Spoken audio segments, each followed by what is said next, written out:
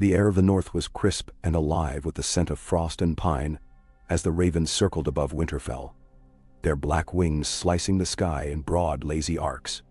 Dawn had only begun to unfurl across the towers and battlements when the horns sounded on the ramparts, low and sonorous, vibrating through stone and marrow alike. In the Godswood, beneath the red-leaved heart tree, Eddard Stark knelt on one knee, his breath trailing white into the chill. His head was bowed, the great sword ice grounded before him, its runes catching faint light. Beside him,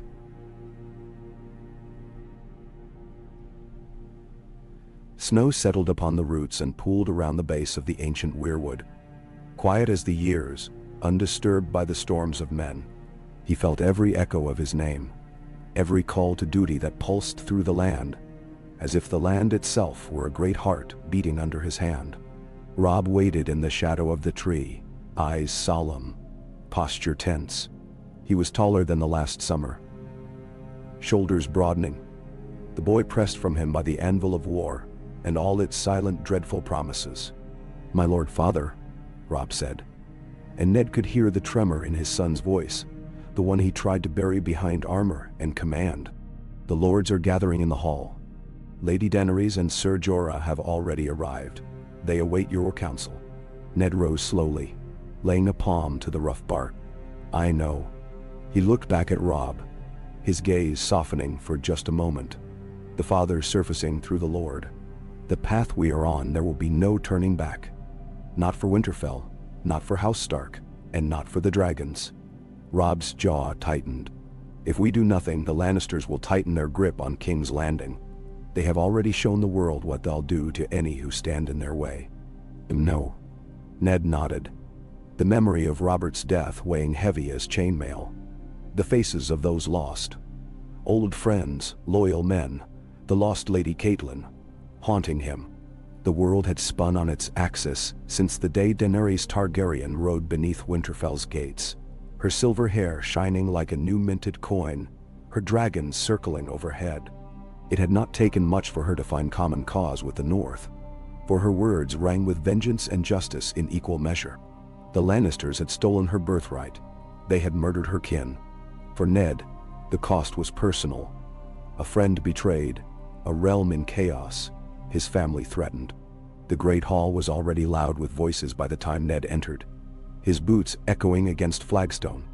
Lords and banners from all the north crowded the benches, their faces pinched with worry and hope. At the high table, Daenerys sat tall in a plain gray gown, her hands clasped, eyes glinting with the light of a gathering storm. On either side of her, Ser Jorah Mormont and Arya Stark, grown fierce and grave, watched the room with measured wariness. Sansa was there too, a vision of red hair and quiet dignity, her eyes flicking from lord to lord, weighing them as a queen might weigh the balance of kingdoms. Bran sat in his chair, hands folded, his wolf sight far away, half here and half not, his mind always wandering strange paths. Jon Snow, now a Targaryen by birthright, leaned beside the door, sword at his hip, never at ease among crowds. As Ned took his seat, silence rippled outward. Lord Manderley was first to stand, his heavy body a mountain of furs. "We have ridden hard from White Harbor," he declared, "and we stand with House Stark and House Targaryen. But the Lannisters hold King's Landing, and their gold buys many swords. We must be united, and we must move quickly. If we hesitate, they will slaughter every last Stark and every last Targaryen loyalist," Arya said, her voice cold as the weirwood's heart. She leaned forward, hands balled into fists. "They killed Mother, and they will kill the rest of us if they win. Vengeance alone cannot guide our hand," Ned said, and the hall quieted to hear him. "We must fight for more than retribution. We fight for the realm. If the Lannisters are allowed to rule unchecked, all Westeros will suffer beneath their cruelty." Daenerys rose, her eyes sweeping the room, her poise unshakable. "My family was slaughtered by Lannister steel and Baratheon axes. I have crossed the world with only my name and my dragons. I will not see more innocent blood spilled for the sake of one throne. But I will not let the Lannisters destroy what is left of my house, nor the North. Together, we can break their hold." But we must act as one. Oh. Ser Jorah's grizzled voice broke the quiet. The Lannisters have armies to the west and south, but they grow overconfident. They do not believe the north will march. They do not know of the dragons, nor the alliances we have forged. We must use that ignorance. Ned's eyes lingered on Daenerys. She had matured in Winterfell's cold, the exile's fire tempered by the frost. Then it is settled, he said. We ride south, as one host. The direwolf and the dragon, united. A murmur of assent swept the hall, banners swaying in the smoky air. Jon moved to Ned's side as the lords began to disperse, voices low and urgent. Father, Jon said, the word still strange on his tongue, even now. There are still lords uncertain of our cause. Some fear the dragons.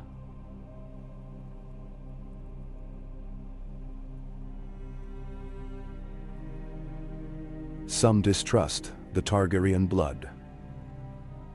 We must hold them fast. Ned clapped his son on the shoulder. You are proof enough that blood does not make the man, nor the king. Walk among them, Jon. Show them you are their brother still. Jon smiled, a shadow passing through his gray eyes. I'll do it. That night, torches burned along the battlements, flickering in the wind. In the courtyard, grooms and squires hurried between lines of armored horses and carts, sharpening blades and checking tack-dadi. The northern host was a living thing, each house its sinew and bone, each sword a promise sworn and never to be broken. Daenerys stood with Arya near the stables, her dragons clustered in the shadows beyond, wings rustling restlessly. They still fear me, Daenerys said, her voice just above a whisper. Even here, among friends. Arya watched the men at work, her face unreadable. Fear can be a useful thing. It keeps people honest. But they respect you too. They wouldn't march if they didn't. Daenerys smiled, the edge of her sorrow tempered by Arya's steel. I'm not sure which is the heavier burden, Arya, fear or hope. Arya shrugged, glancing up at the dragons. You don't get to choose. You just carry it. You're a Stark now too in some ways. A shudder of laughter escaped Daenerys, quick and sharp. Is that so? In the north we take in strays, even dragons. The night before the march, Ned gathered his family in the solar above the Great Hall. Sansa sat with Bran, helping him arrange his cloak. Robb and Jon faced one another across the fire, silent in their thoughts. Arya sharpened needle, the small blade flashing in her hands.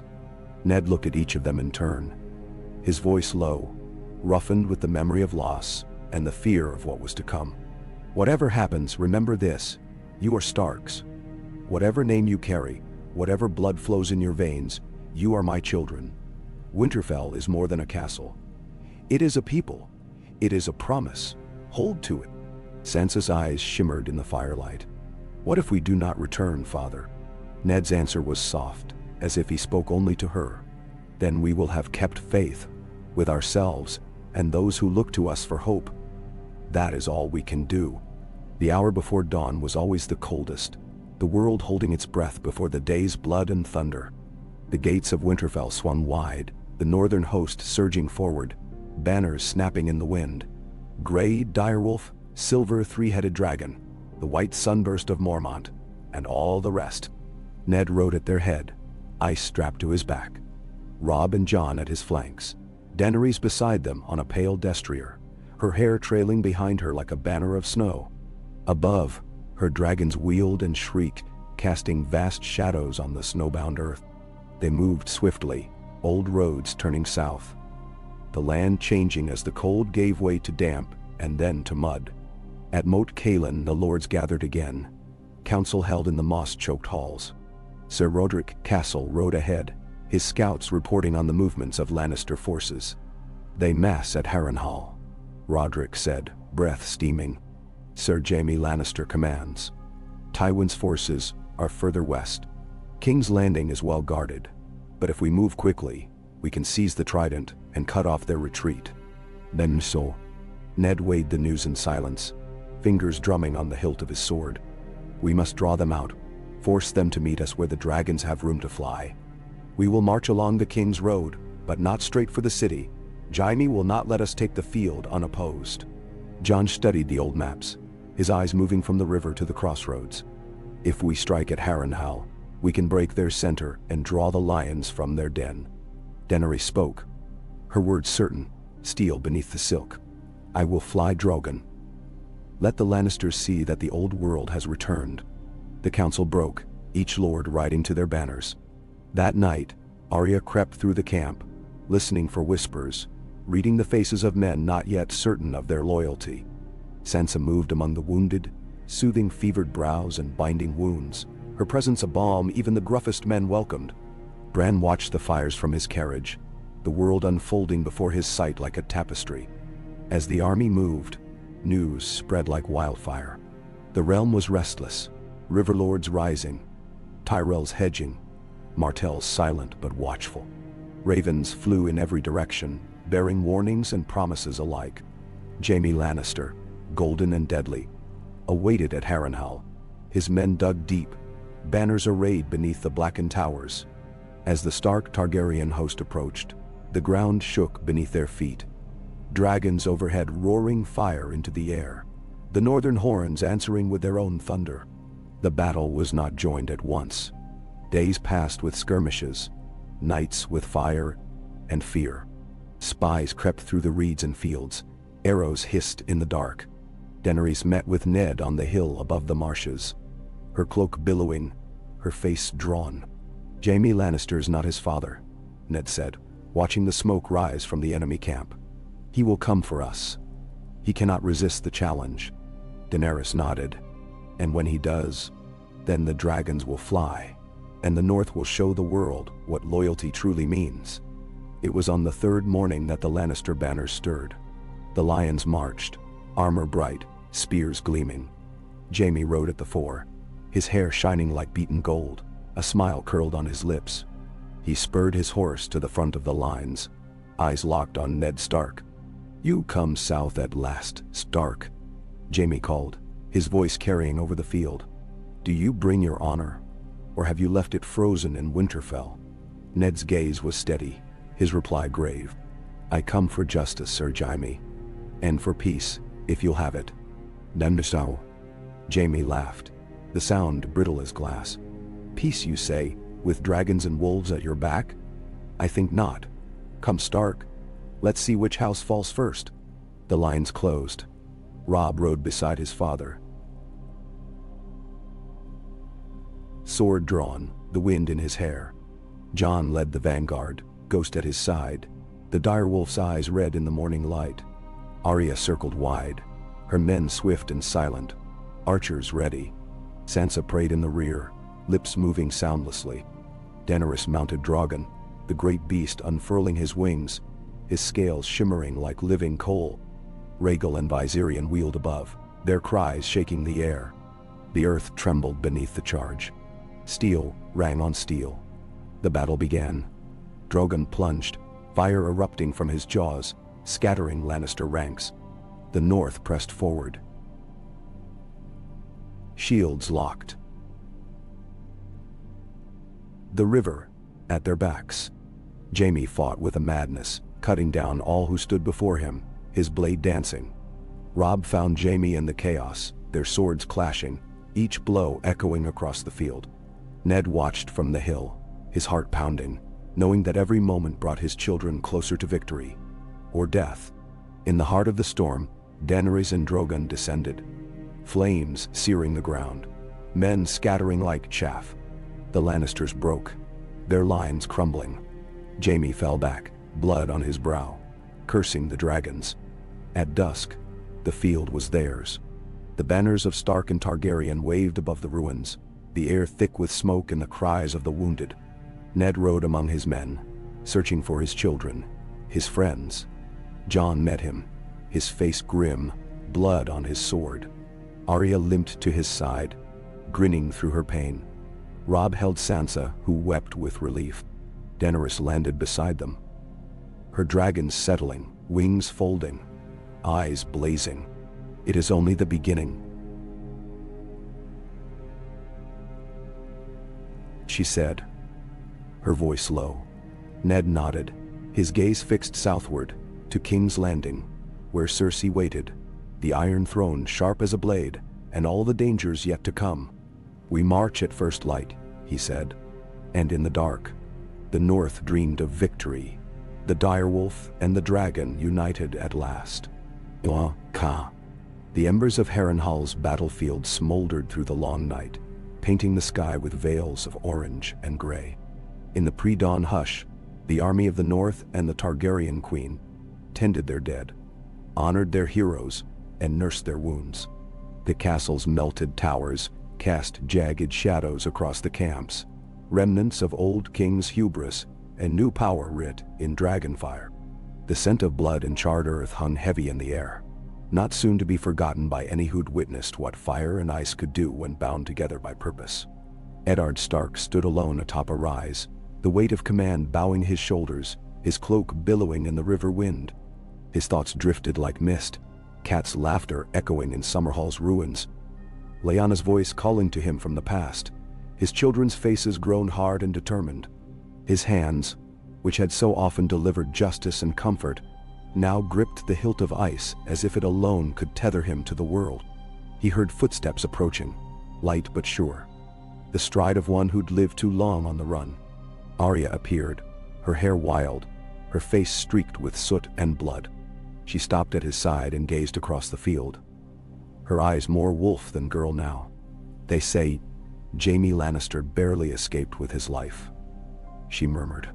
Some want to chase him. Hunt him down before he reaches Casterly Rock. Ned let the silence hang. A wounded lion is twice as dangerous, Arya.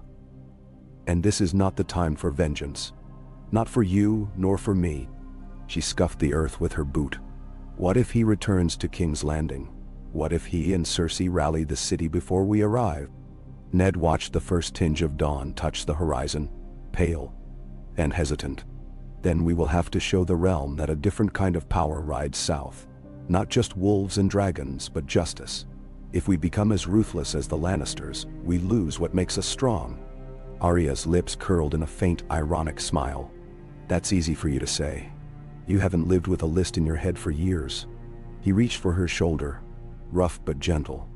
You're right, but you are more than your list, Arya. You are a Stark of Winterfell, and you will help shape what comes after this war, not just what ends it. Then? She nodded, her face shadowed, and walked back down the slope, disappearing into the army stirring a wake below. Elsewhere in the camp, Robb Stark strode from tent to tent, his cloak clasped with the direwolf of his house, his voice carrying authority earned by fire. Men greeted him with respect.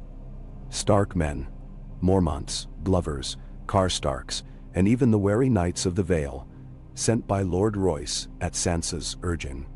There were fewer Targaryen loyalists, but those who remained, the storm-worn, sun-darkened men who had followed Daenerys across the narrow sea, stood by their queen with zeal unmatched. Robb's eyes found Jon Snow beside the dragon pens, exchanging words with Ser Jorah. Ghost padded at Jon's side, as silent as the breath of winter.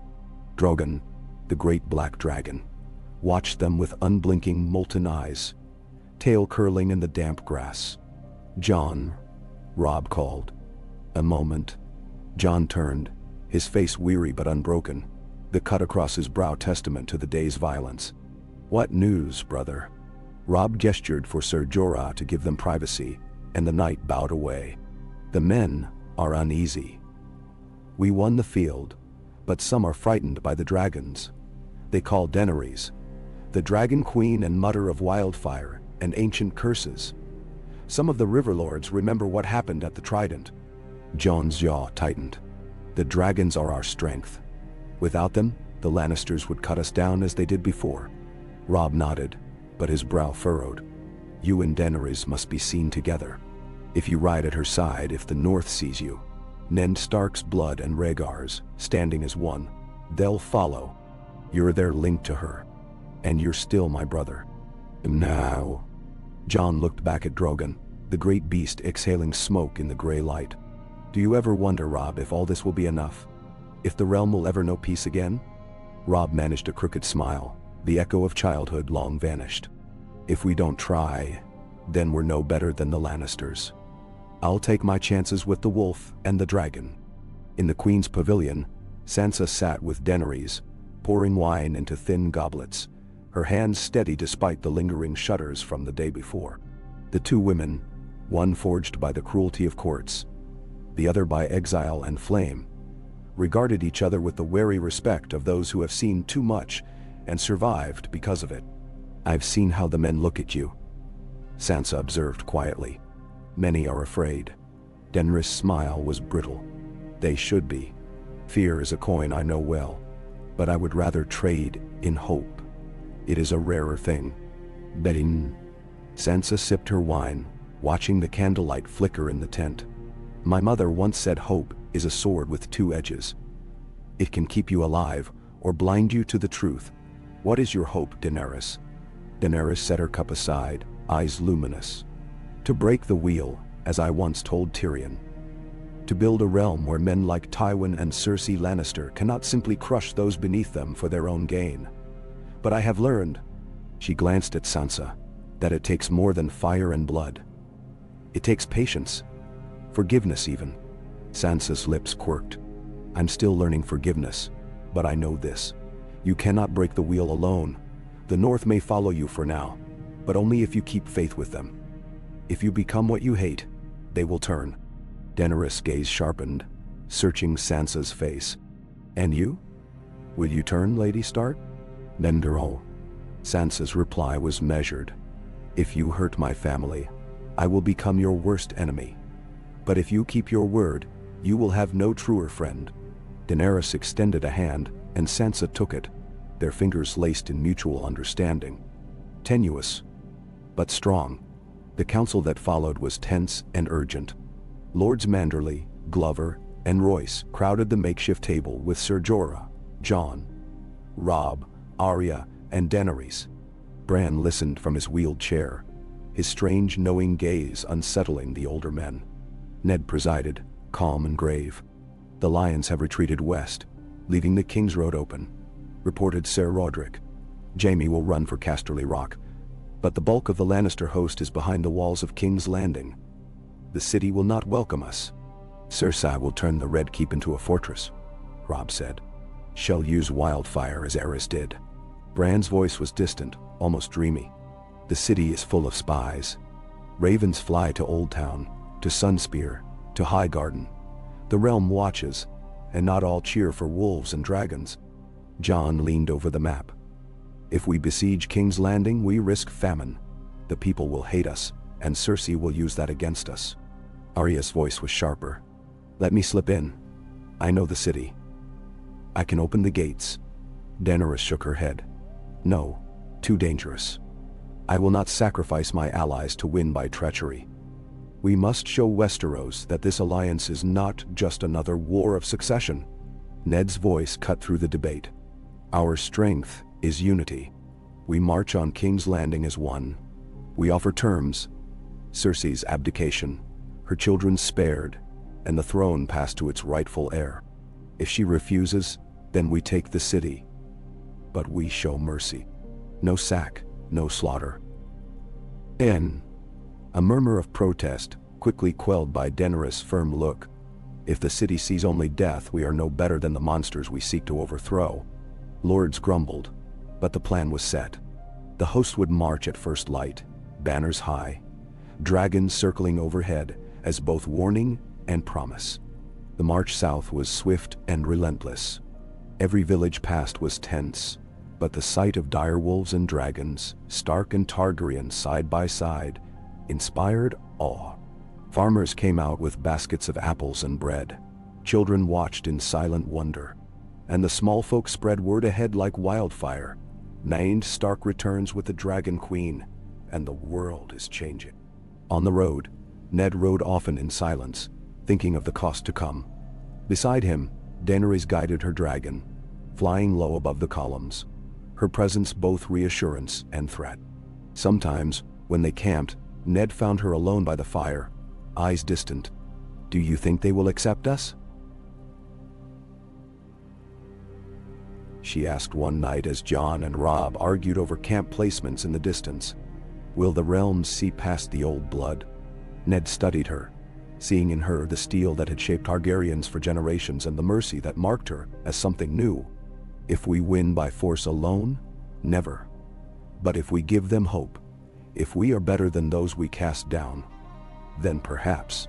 She smiled, weary but grateful.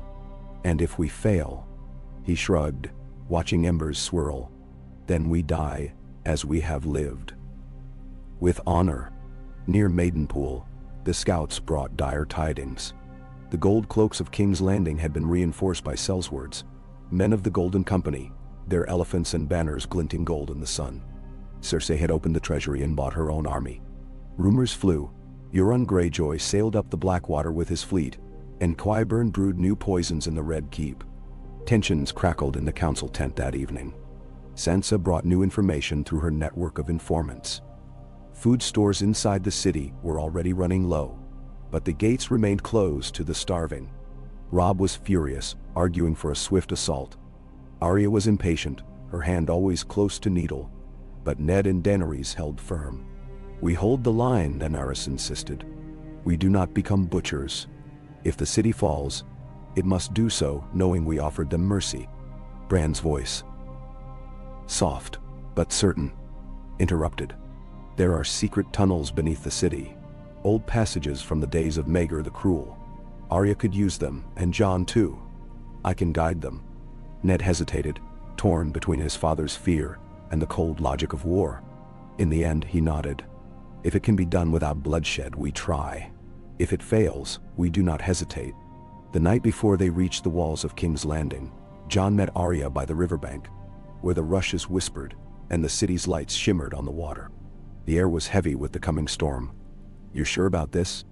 Jon asked, crouching beside his sister. Memories of Winterfell flickering in his mind. Her running through the halls, needle-thin and wild, uncatchable. She grinned, teeth white in the gloom. "I was born for this." He handed her a dagger, the blade Valyrian steel. "Be careful. There's no shame in running if it goes wrong." She tucked the blade away and nudged him with her shoulder. "And let you take all the glory? Never." From the city walls, the sentries watched the dragons with dread, torches guttering in the wind. Inside, Cersei Lannister stood atop the ramparts, her golden hair streaming, eyes cold and proud. Beside her, Qyburn and the mountain lurked like shadows, and the bells of the great sept tolled a warning that echoed through every street and alley. At dawn, the banners of House Stark and House Targaryen unfurled before the gates, a promise and a threat. Ned rode forward with Daenerys and Jon at his side, their retinue a living legend. Robb with the sword of his house, Sansa dignified and poised, Arya gone into shadow, Bran quiet and mysterious, the dragons soaring above. Ned's voice rang out, clear and mournful. "Queen Cersei, hear me. The North and the rightful queen demand your surrender. Yield the city and your children will be spared. Refuse, and face the wrath of fire and ice." The walls did not reply at once. Then Cersei herself appeared above the main gate, flanked by Lannister guards and gold cloaks. Her smile was razor sharp. "You come at the head of monsters, Stark. You bring dragons, and you call it justice. I will not yield. Come and take the city if you dare." Daenerys' eyes flashed, but she held her fury tight. "So be it. We will give the city until sundown. After that, we come." The army settled in. Siege towers assembled, catapults wheeled forward. Tension mounted, hour by hour. Spies darted through alleys. Rumors churned among the small folk. Who would win? Who would burn? Who would rule when the smoke cleared? As the sun crawled toward the horizon, Arya and Jon slipped to meet the city, guided by Bran's visions and Arya's memory of every hidden street. They moved through ancient, crumbling passages, past bones and cobwebs, the air thick with the past. At last, they emerged beneath the Red Keep, the heart of the enemy. Arya glanced at Jon, her grin wolfish. "Ready?" He nodded. "Let's end this." Above, the armies braced for war. The dragons circled, their roars echoing. The North held its breath, every man and woman watching the walls, hearts beating as one. In the shadow of the city's heart, Two Starks stalked toward destiny. Okay. The night pressed close against the stones of King's Landing, thick with mist and the scent of burning pitch. Every alley seemed a trap, every shadow a silent watcher. Arya and Jon crouched in the dark, breath steady, ears pricked for the scrape of boots, the soft moan of the wind threading the tunnels beneath the Red Keep. The silence was deeper here, a hollow left by centuries of whispered secrets and unspoken horrors. Their only light came from a single lantern cupped in Arya's palm, its flame shielded as they crept forward, her every step an echo of the girl who had stalked the crypts of Winterfell with a wooden sword and a heart hungry for adventure. Jon led.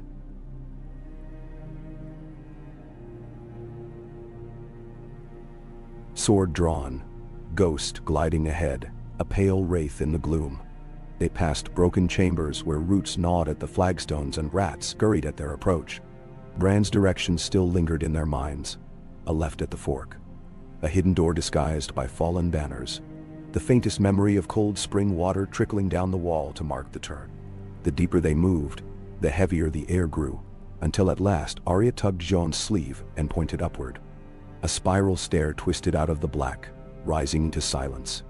Jon nodded, took the first step, his boots soundless, his breath measured. Arya followed, needle drawn, each hand holding tight to the hilt, as if it alone might anchor her to herself. They moved as shadows, climbing toward the heart of the Red Keep. Above, the city broiled in restless anxiety. Torches flickered along the battlements, and in the winding streets, word spread quickly.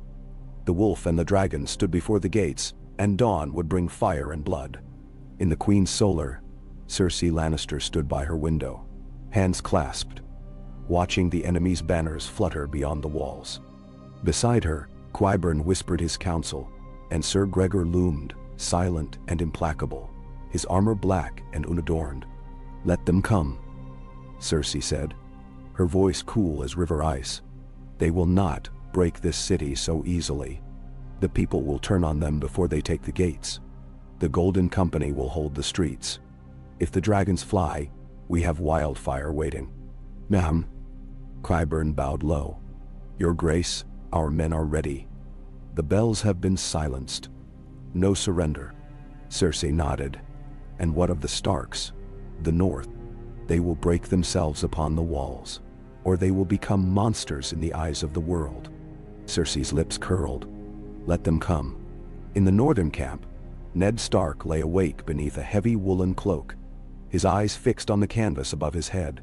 The sounds of the army drifted in, low voices, the crackle of fire, the distant shuffle of armor. He rose, walked the lines, passing sentries who bowed heads and gripped spears. He thought of Cat, of all he had lost, and what he might lose before dawn. In a small tent by the river, he found Daenerys, alone, stoking a dying flame. "You should rest, my lady," he said quietly. She glanced up. Silver hair loose around her shoulders, violet eyes luminous. "I cannot sleep. The dragons are restless. So am I." Ned sat across from her. For a time, neither spoke. "I have dreamed of this day for years," Daenerys said, voice brittle as old glass. "But now that it is here, all I can see are the faces of those who will die because of me. Because I could not let go." Ned studied her, searching for the madness he'd once feared in Targaryen eyes, finding instead only sorrow. "You are not your father, Daenerys. The city will know the difference if you let them." She shook her head. "The city does not know me at all. All they will see is fire. And when it is done, if it is done, will they cheer for me or curse me as a conqueror?" He said nothing, because there was no answer. Only hope, and hope was always frail in the hands of kings. As the hour of the wolf neared, Robb strode through the darkness, armor buckled tight, sword at his hip. The men rose at his passing, whispering the old names. Young Wolf, king in the north, the son of Eddard and Catelyn, returned with vengeance and justice at his back. Beside him rode Ser Jorah, grim as ever, and the banners of the Mormont and Glover men fluttered in the wind. Robb found his father by the riverbank, eyes closed, head bowed in silent prayer. "Are you ready?" Robb asked. Ned opened his eyes. "No one is ever ready, Robb. But we move forward, as we must." The army gathered before the gates. Above, dragons circled in the pinkening sky, their cries echoing through the waking city. Daenerys mounted Drogon, her hair streaming behind her, and Rhaegal and Viserion rose to either side. Jon and Arya, still unseen, still stalking the Red Keep, felt the distant thunder of wings as a promise or a warning. The sun rose blood-red, casting King's Landing in the colors of war. Horns sounded from the Stark lines, banners rippling, spears bristling. The people crowded the city walls, watching as the greatest army seen in a generation assembled before their eyes. Wolves, dragons, the banners of the Vale, even the crescent moons of House Arryn, the Merman of White Harbor, the Bear of Mormont.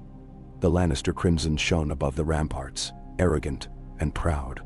Ned rode to the fore, ice strapped to his back, flanked by Robb and Daenerys, with Sansa behind, veiled and serene.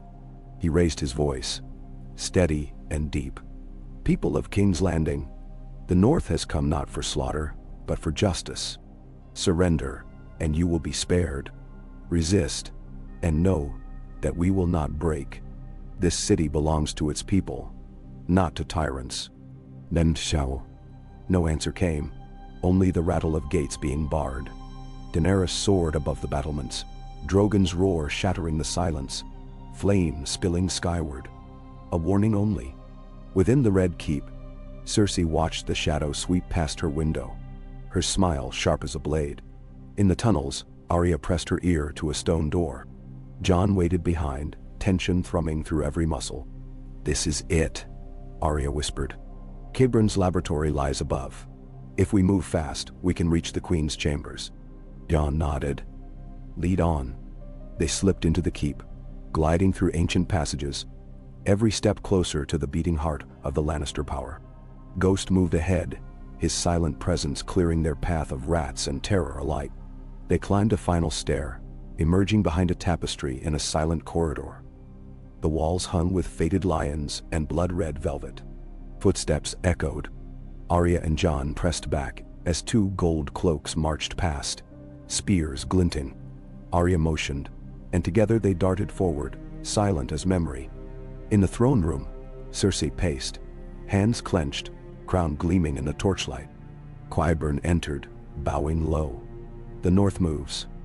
The dragons are restless." She turned, eyes burning. "Let them come. This city has survived worse. Tell the Mountain he is to stand guard. If they breach the keep, he knows what to do." Qyburn hesitated, then withdrew.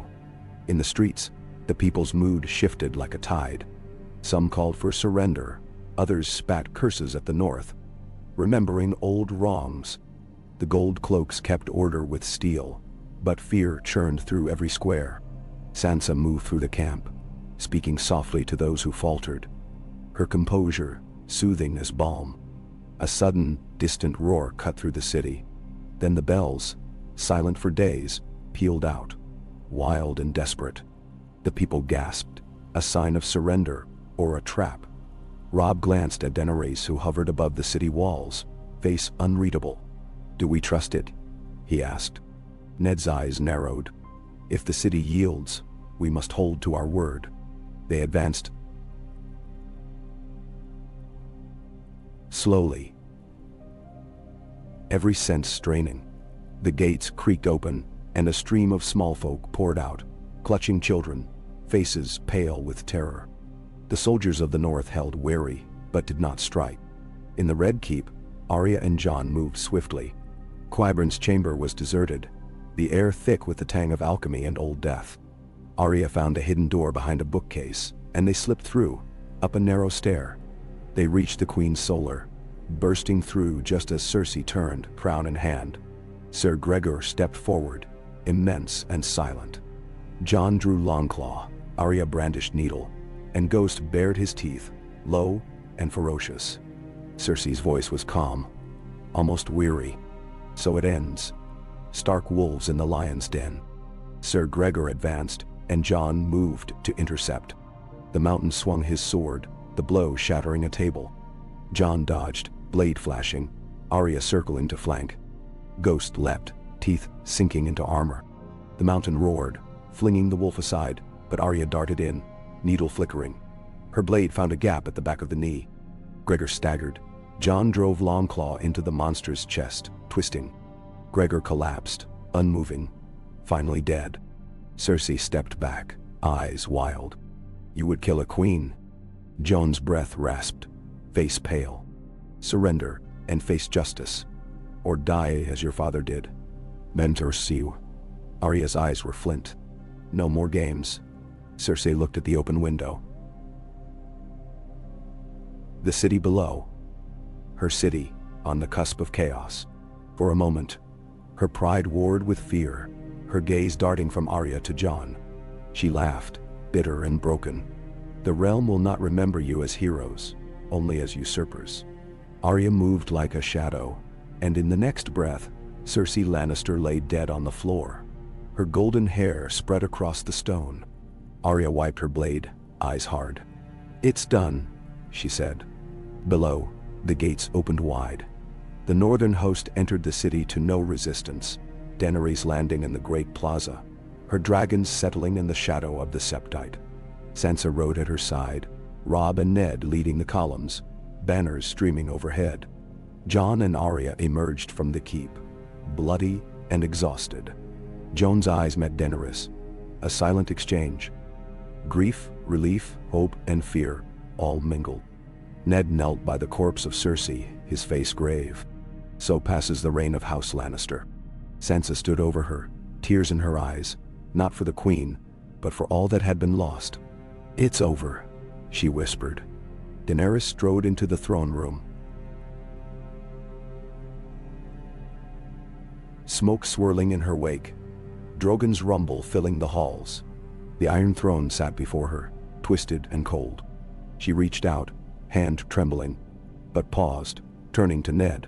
"The realm needs more than a queen," she said quietly. "It needs a new beginning." Ned nodded, voice soft. "Then let us build it together."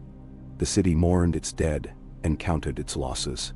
The bells tolled again, this time for peace. The banners of Stark and Targaryen flew over the Red Keep, and the dragons perched atop its towers, watching the dawn break over a new order. In the days that followed, the council met, hammering out the shape of the realm to come. Sansa sat at Ned's side, her counsel wise beyond her years. Robb was named Warden of the North. Arya chose to ride beyond the walls, searching for what lay west of the world. Her vengeance sated, but her spirit restless. Bran's eyes lingered on distant horizons, seeing futures none could guess. Jon stood with Daenerys on the balcony above the city, the roar of the sea and the hum of life below reminding them of all they'd saved and all they'd changed. She turned to him, a small, hopeful smile blooming on her lips. "Do you think they will remember us kindly?" she asked. He looked at her, then at the city, then up to the dragons circling in the blue. "We will give them reason to, if we have the courage." Hand in hand, they watched the sun rise, their shadows stretching long over the city they had conquered. Not with fire, but with justice and hope, the promise of wolves and dragons fulfilled at last. Winter's breath crept over King's Landing in the wake of conquest, swirling around the stones of the Red Keep, gentling the wild firelight that lingered in the city's battered heart. Dawn bled over the rooftops, painting the ruined towers with gold and sorrow, as though to soften the hard lines left by siege and fear. In the throne room, the Iron Throne stood as it always had, cold, sharp, indomitable. Yet for the first time in memory, the hall was filled not with courtiers or sycophants, but with the gathered representatives of the realm. The banners of Stark and Targaryen hung side by side, heavy with dew and new significance. Ned Stark's footsteps echoed across the stone, grave and measured. His cloak bore the snow-dusted direwolf of his house, and his presence was a quiet anchor for those assembled, a reminder that, for all the world had changed, the old virtues endured. At his side, Daenerys Targaryen radiated the cold resolve of victory and the nervous hope of a stranger in a hard land. Her silver hair caught the sunlight, her gaze unwavering as she surveyed the faces before her. Robb, steadfast and resolute. Sansa, calm as new-forged steel. Jon, marked by battle and grief but unbroken. Arya shadow-eyed, restless. Bran still and watchful. And the gathered lords, Royce, Manderly, Glovered lords, Royce, Manderly, Glovered. Daenerys addressed them first, her voice low but clear, carrying over the hush. The war is ended. The usurper lies dead. The city is yours, not mine alone. I will not rule by fire and fear. Then see. Ned's voice followed, firm and weathered. The realm has seen enough of kings and queens who forget the price of power. Justice is our charge now. Justice and rebuilding. From among the lords, murmurs of assent and skepticism tangled together. Lord Royce, ever blunt, spoke up. And what of the dragons, my lady? What of the North's promise of independence? Daenerys did not flinch. The dragons remain, but not as tyrants. They are guardians, not conquerors. As for the North, its voice will be heard, by counsel, not by sword. Sansa, standing tall, met Daenerys' gaze. And if the council chooses a ruler who is neither Stark nor Targaryen, Ned's mouth twitched in something like a smile. Then the council will have chosen. And the realm must trust in that wisdom. Power should rest with those who serve, not those who demand obedience. Then, Owen, the conversations ebbed and flowed. Old rivalries surfacing, new alliances tested. Through it all, Jon watched Daenerys, reading every flicker of doubt and resolve. When the council paused for breath, he stepped forward, voice hoarse from the dust of battle. Many will fear what comes next, he said. But we stand here now because we dared to hope for something better. The realm must see that hope rewarded. The lords, wary but moved, murmured again. Robb addressed them, his voice loud, his stance proud. The North will not forget its friends, nor its enemies. But today, we are united, not just by victory, but by purpose. Let us build what was lost. As the day wore on, the council reached a fragile consensus. Daenerys would reign as queen, advised by a council drawn from every great house. Sansa would rule the North in her own right as warden, answering to no one but the council. Robb would command the city's garrison until peace was assured. Arya was free to choose her path. Bran would serve as counselor and seer, his strange wisdom lending guidance when the world grew uncertain. The announcement echoed through the streets by nightfall. Queen Daenerys Targaryen, first of her name, chosen by council and right of conquest, would rule with Eddard Stark as hand and Sansa as Warden of the North. The dragons circled the city at sunset, their shadows drifting over the red-tiled roofs and battered walls. A promise of protection, and a warning to any who would threaten the fragile peace. As dusk settled, Jon found Daenerys alone on the high balcony. Her gaze lost in the far horizon where the black water shimmered, touched by the last light. You should be celebrating, he said. Gentle. You've won more than a throne. She turned, her face a study in fatigue and yearning. A throne is only a chair of swords, Jon. What we do next matters more. He joined her, the silence between them comfortable. The people are watching. The lords. The world. They'll judge us by what we do, not what we say. She studied him, something like hope flickering in her eyes. Will you stay? Will you help me build what comes after? He took her hand, warm despite the cold. I will, for as long as you'll have me. The city slowly awakened to the new order. In the septs, the faithful lit candles for the dead. In the markets, the hungry received bread from the new queen's granaries, and whispers of kindness spread through the alleys, as surely as fear had before. Sansa oversaw the rebuilding of homes destroyed in the last days, her voice carrying authority and reassurance. Robb trained new recruits in the shadow of the Red Keep, his presence a comfort to northerners and a warning to would-be rebels. Arya vanished as soon as peace took root, leaving only a letter. I am not made for stillness, but I will return. Ned worked from dawn to dusk, organizing tribunals for those accused of crimes, reviewing requests for reparations, listening to the pleas of small folk and lord alike. He insisted that the lords who had joined Cersei's cause be heard, not merely executed. Many were exiled, a few imprisoned, but most given a chance to swear new oaths of loyalty. In every decision, he sought justice, never vengeance, and the realm slowly learned to trust his steady hand. Bran, silent as snowfall, moved through the halls and gardens, watching the world with eyes that saw beyond the present. Lords who sought to outmaneuver him found themselves tangled in rumors and secrets, suddenly brought to light, and soon the mere mention of his name hushed even the boldest. Daenerys ruled with care, her council sessions often lasting long into the night. She listened to complaints and arguments, weighing each decision with caution learned at bitter cost. At her side, Jon grew into a quiet, steadfast leader, his northern bluntness balancing her fire. Together, they forged a fragile peace. A peace that bent but did not break when rumors of rebellion began to stir in the Reach and the Stormlands. One morning, a raven arrived from Old Town, bearing word from Samwell Tarly, now Grand Maester. The Citadel would recognize the new order, but warned of famine if the harvest failed, and disease if the war's wounds went untended. Daenerys dispatched aid, ordering stores of grain and healers south and west, Sansa's hand guiding each shipment. Winter's edge crept ever southward. Snow fell in the Kingswood, dusted the city's rooftops, coated the blackened fields outside the walls. The city adapted, brazier fires burned in every square. The poor found shelter in halls opened by order of the Queen, and Sansa saw to it that no child went hungry. Even the dragons seemed subdued by the chill, their flights lower, their flames a welcome warmth against the growing cold.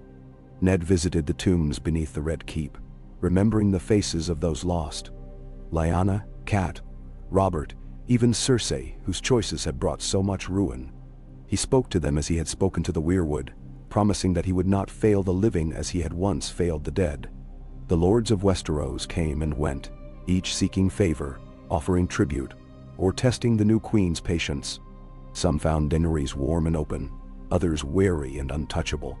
A few tried to outwit her, to pit Stark against Targaryen, only to find themselves thwarted by Sansa's cunning and Jon's simple honesty. Peace did not settle all at once. In the Westerlands, Sir Jaime Lannister, wounded but alive, returned to Casterly Rock. There he found little love, the gold nearly gone, the power of his house broken. Yet he swore fealty to the new order, sending a letter to Daenerys. "I have lost much, but not my honor. I will keep the peace, if you let me keep what remains of my house." Daenerys read his words and sighed, then replied in her own hand, "Honor is kept by deeds, not by words. Hold your lands and your oaths, Sir Jaime. Serve the realm, and your house will rise again." In Dorne, Prince Quentyn Martell arrived at court, offering alliance and friendship, his quiet strength a balm to old wounds. In the Reach, House Tyrell, lulled now by Lady Olenna's distant kin, sent word of loyalty, though it came barbed with warning. The Reach remembered the fires, and would brook no more dragons, only rulers who cherished the earth. Spring teased the edge of winter as the months turned.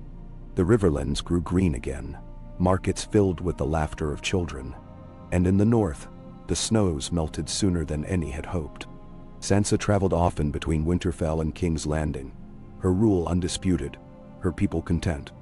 Bran spent long days in the Godswood, communing with old magic, his mind a bridge between past and future. Daenerys and Jon grew close, their partnership shifting from necessity to affection, then to a quiet, fierce love.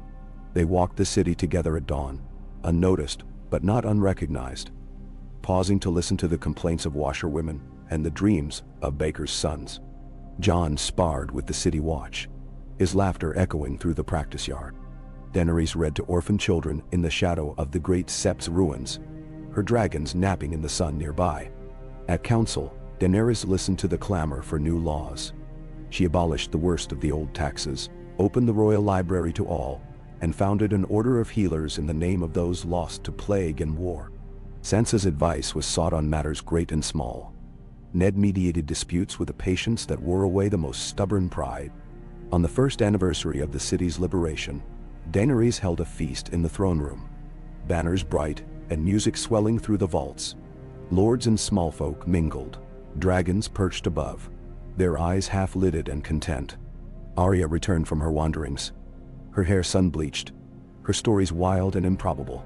She danced with her siblings, laughed with the queen, then vanished again before dawn. Untamable, unbroken, Bran saw visions of peace stretching across the years. Children running in green fields, dragons circling above distant mountains. The realm united not by fear, but by the hope born of hard-won understanding. He told Sansa, who wept a little, and Jon, who only smiled, his heart finally light. Ned watched it all with quiet pride, knowing that this peace, however fragile, had been paid for with every grief he had ever borne. When the nights were darkest, he walked the ramparts, feeling Kat's hand in his, Lyanna's laughter on the wind, and the promise of the North anchoring him always to the land and the people he served. One morning, as the city bloomed in the light of a gentle spring, Daenerys sat on the Iron Throne. Not alone, but surrounded by her council, her friends, her dragons dozing in shafts of sun.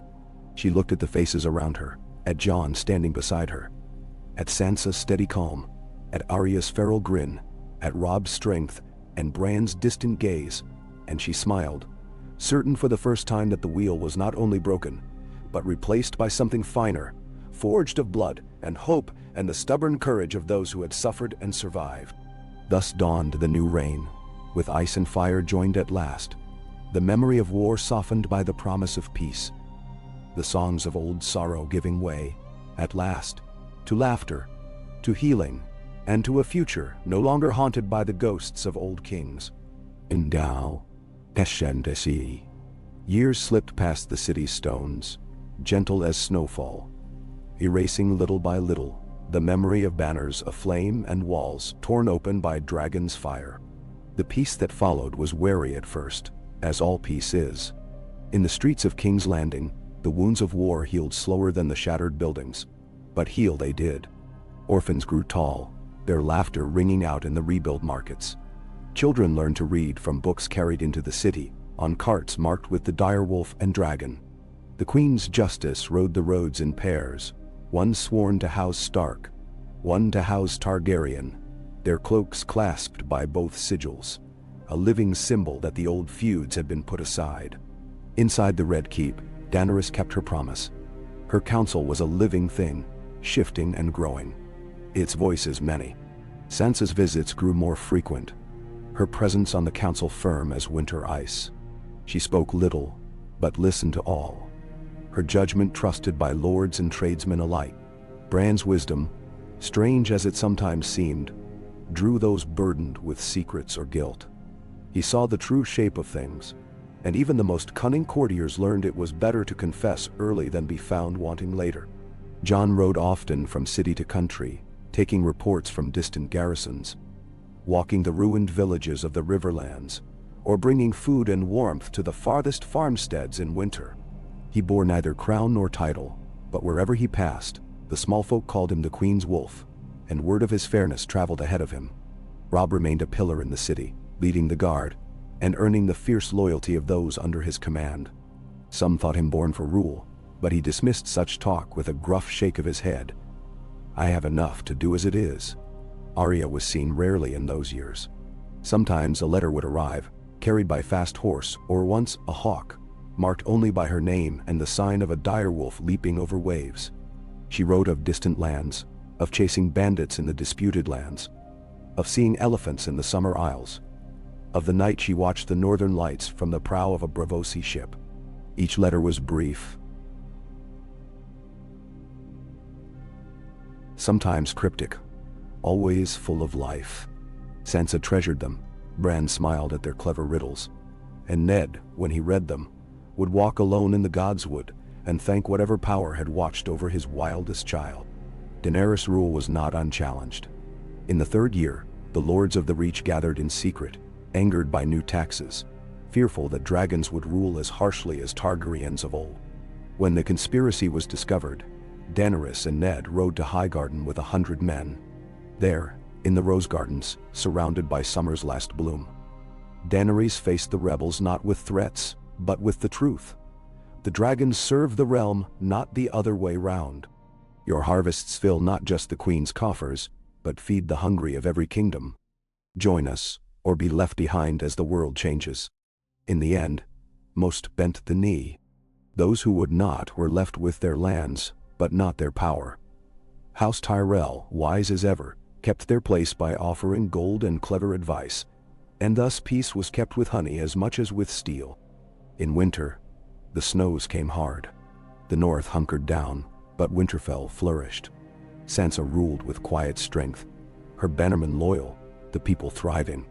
Refugees from the southern wars, broken men, widows, children, found homes among the small holdings and in the towns.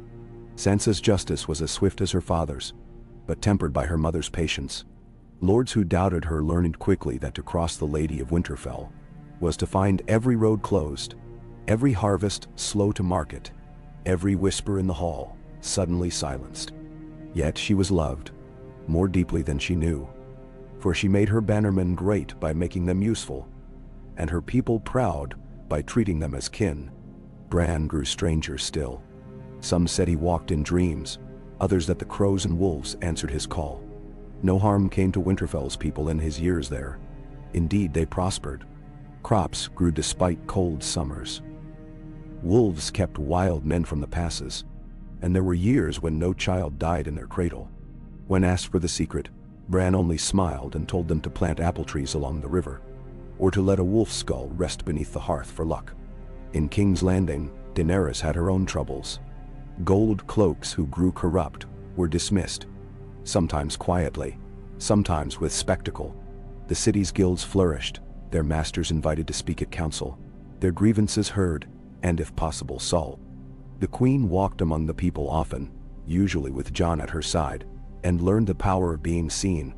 The dragons became less a terror and more a marvel, sometimes flown above the city at festival, sometimes sleeping on the green hills beyond the Blackwater, never again unleashed in anger. By the 5th year, Daenerys' reign was secure. The queen's justice was swift but not cruel, the realms rode safe, and the harvests plentiful. Banditry fell. The Dothraki, given land in the Reach and the Crown Lands, learned to plow as well. Their young became knights and merchants. Their elders found peace among the orchards and the sea.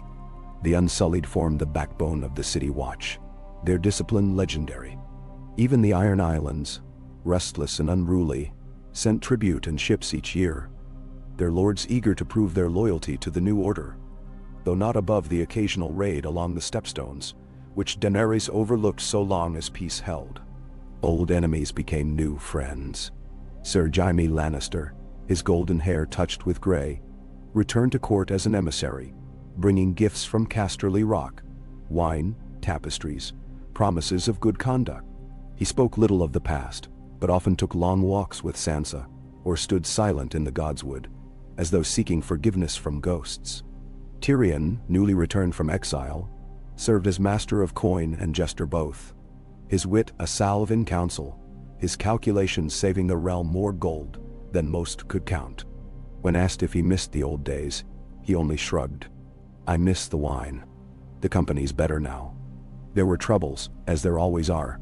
Outbreaks of fever, failed crops, rumors of rebellion in far-flung valleys, but none great enough to threaten the order hard won by wolf and dragon. In Old Town, Samwell Tarly built a new order of maesters, one that welcomed women, and even taught the healing arts to those who would never wear a chain. Gilly helped him, and their children, golden-haired and bold, played among the stacks of books that stretched higher than any castle tower. Robb married Alys Karstark, their wedding a riot of laughter and song, and their sons and daughters filled the halls of Winterfell with new life. Sansa took no husband, but ruled unchallenged, her word law, her wisdom unquestioned. Arya's letters still arrived, each one stranger than the last. One told of a lost city in the east, another of a fleet of ships crewed by women, another, almost a riddle, said simply, "I saw you all in a dream, and we were happy." Ned aged quietly, as men do who find the world changed for the better. He spent long hours in the Godswood, walking with his grandchildren, telling them stories of the past, not just of war, but of honor and kindness, and the little joys that made the worst winters bearable. In the council chamber, his voice carried the weight of legend, and when he spoke, even the proudest lords listened. Jon grew into his role as Daenerys' right hand. His influence felt across the realm. He was no king, nor did he want to be. But his presence was reassurance that the Queen's word was true. Their love, slow to kindle and cautious at first, deepened each year, forged by shared loss and shared hope. When their first child was born, a girl with silver hair and gray eyes, the bells of King's Landing rang from sunrise to sunset, and even the dragons seemed to sing. In the north, the snows retreated for a time, and the forests thickened. The people learned to trust in the new peace, though they did not forget the old wrongs. When Sansa rode south for council, she always returned by the same old road, her guards a mix of Stark and Mormont, her banner the only one to fly above Winterfell's walls. On the 10th anniversary of the conquest, the realm gathered for a great tourney. Knights from every corner of Westeros competed, the lists echoing with laughter and cheers. There were songs of wolf and dragon, of the Night King defeated, and the city freed. Daenerys crowned Sansa as Queen of Love and Beauty, and Sansa, blushing, crowned Arya's horse instead when her sister rode into the lists dressed as a hedge knight, helm closed, a wild grin on her face. That night, the council met in the gardens, beneath lanterns and stars. Daenerys, her hair braided with sapphires, listened as Sansa outlined a new law to guarantee bread for every child. Robb teased Jon about his graying hair. Bran watched them all, his sight far away but his smile present, for once, in the here and now. Tyrion refilled Ned's cup, and for a moment, all the sorrows and bloodshed seemed distant. A nightmare fading in the gentle dark. "Will it last?" Sansa asked quietly as the laughter faded. Ned looked around. At Daenerys, her head tilted in gentle confidence. At Jon, strong and sure. At Robb, brawling with Gendry and laughing like a boy. At Bran, at Arya, at all of them, and nodded. "It will last," he said. "As long as there are those who remember how easily it can be lost." The night stretched long and soft around them, lanterns swaying in the breeze, laughter floating above the gardens and into the city.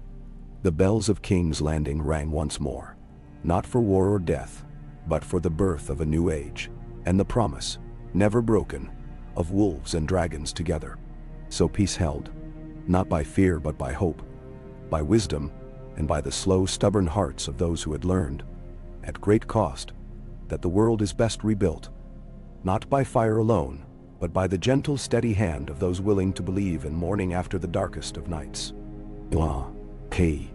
The city breathed as one, the old wound slowly closing, life running through the veins of King's Landing as new grass climbs the ruins of a battlefield. Spring slipped its fingers through the burnt stones, coaxing poppies from the cracks, and drawing laughter from windows thrown wide to the sun. In the palace, Daenerys walked the dawn-lit corridors barefoot, trailing the smell of sweet orange and parchment, trailed now and then by a toddling child with silver hair and stark gray eyes. The palace staff adored the girl, her giggles echoing through the marbled halls, and even the dragons watched her with something close to reverence. Daenerys' council met daily now, a ritual as steady as the tides. Sansa had taken to keeping her own chambers in the Red Keep, her letters to Winterfell growing less frequent, her guidance sought as much by the city's bakers as by its lords. The council chamber itself bore the scars and treasures of the age.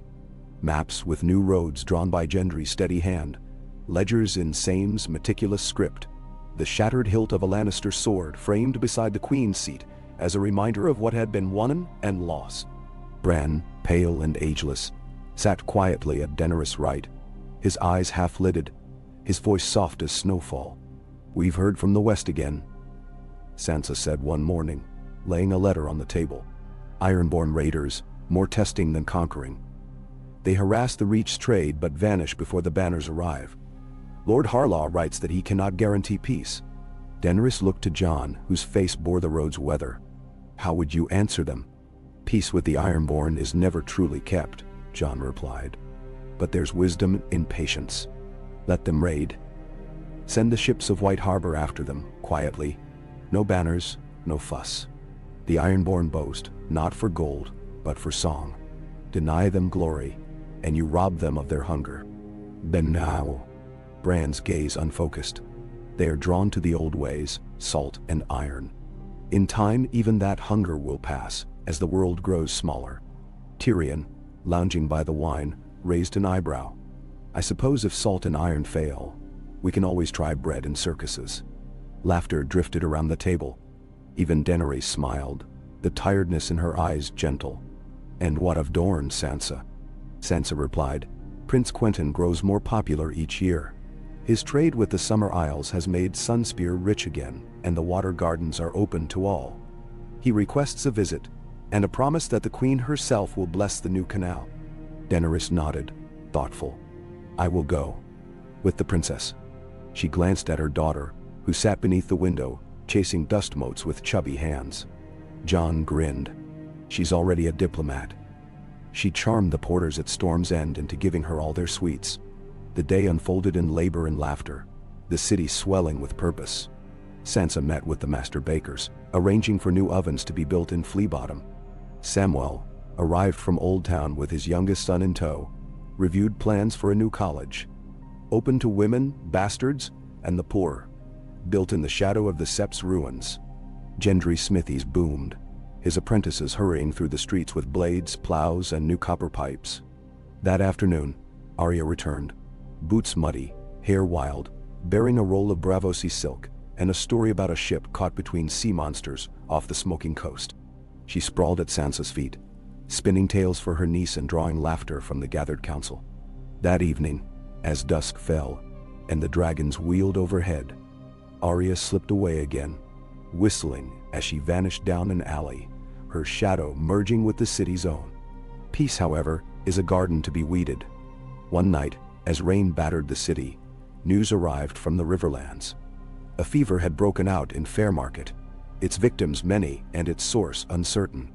Sam led a company of healers east, Jon at his side, the Queen's justice with them. They rode hard, rain soaking their cloaks, but they arrived to find the town huddled and fearful, rumors swirling like crows. Jon walked the muddy lanes, listening, and it was he who found the old well clogged with dead rats, poison tainting the water. Burn the bodies, boil the water, and open the granaries, he told the townsfolk. We will stay until it's safe again. In the nights that followed, Jon sat beside the sick, Sam and his healers tending wounds and boiling herbs. When the fever broke, the people knelt before Jon, offering bread and cider and prayers. He accepted only their thanks, and when he returned to the city, children chased his horse through the streets, laughing, calling him the White Wolf who brings the rain.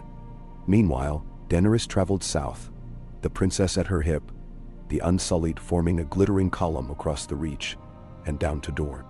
The journey took weeks, passing through harvest festivals and flower-crowded markets.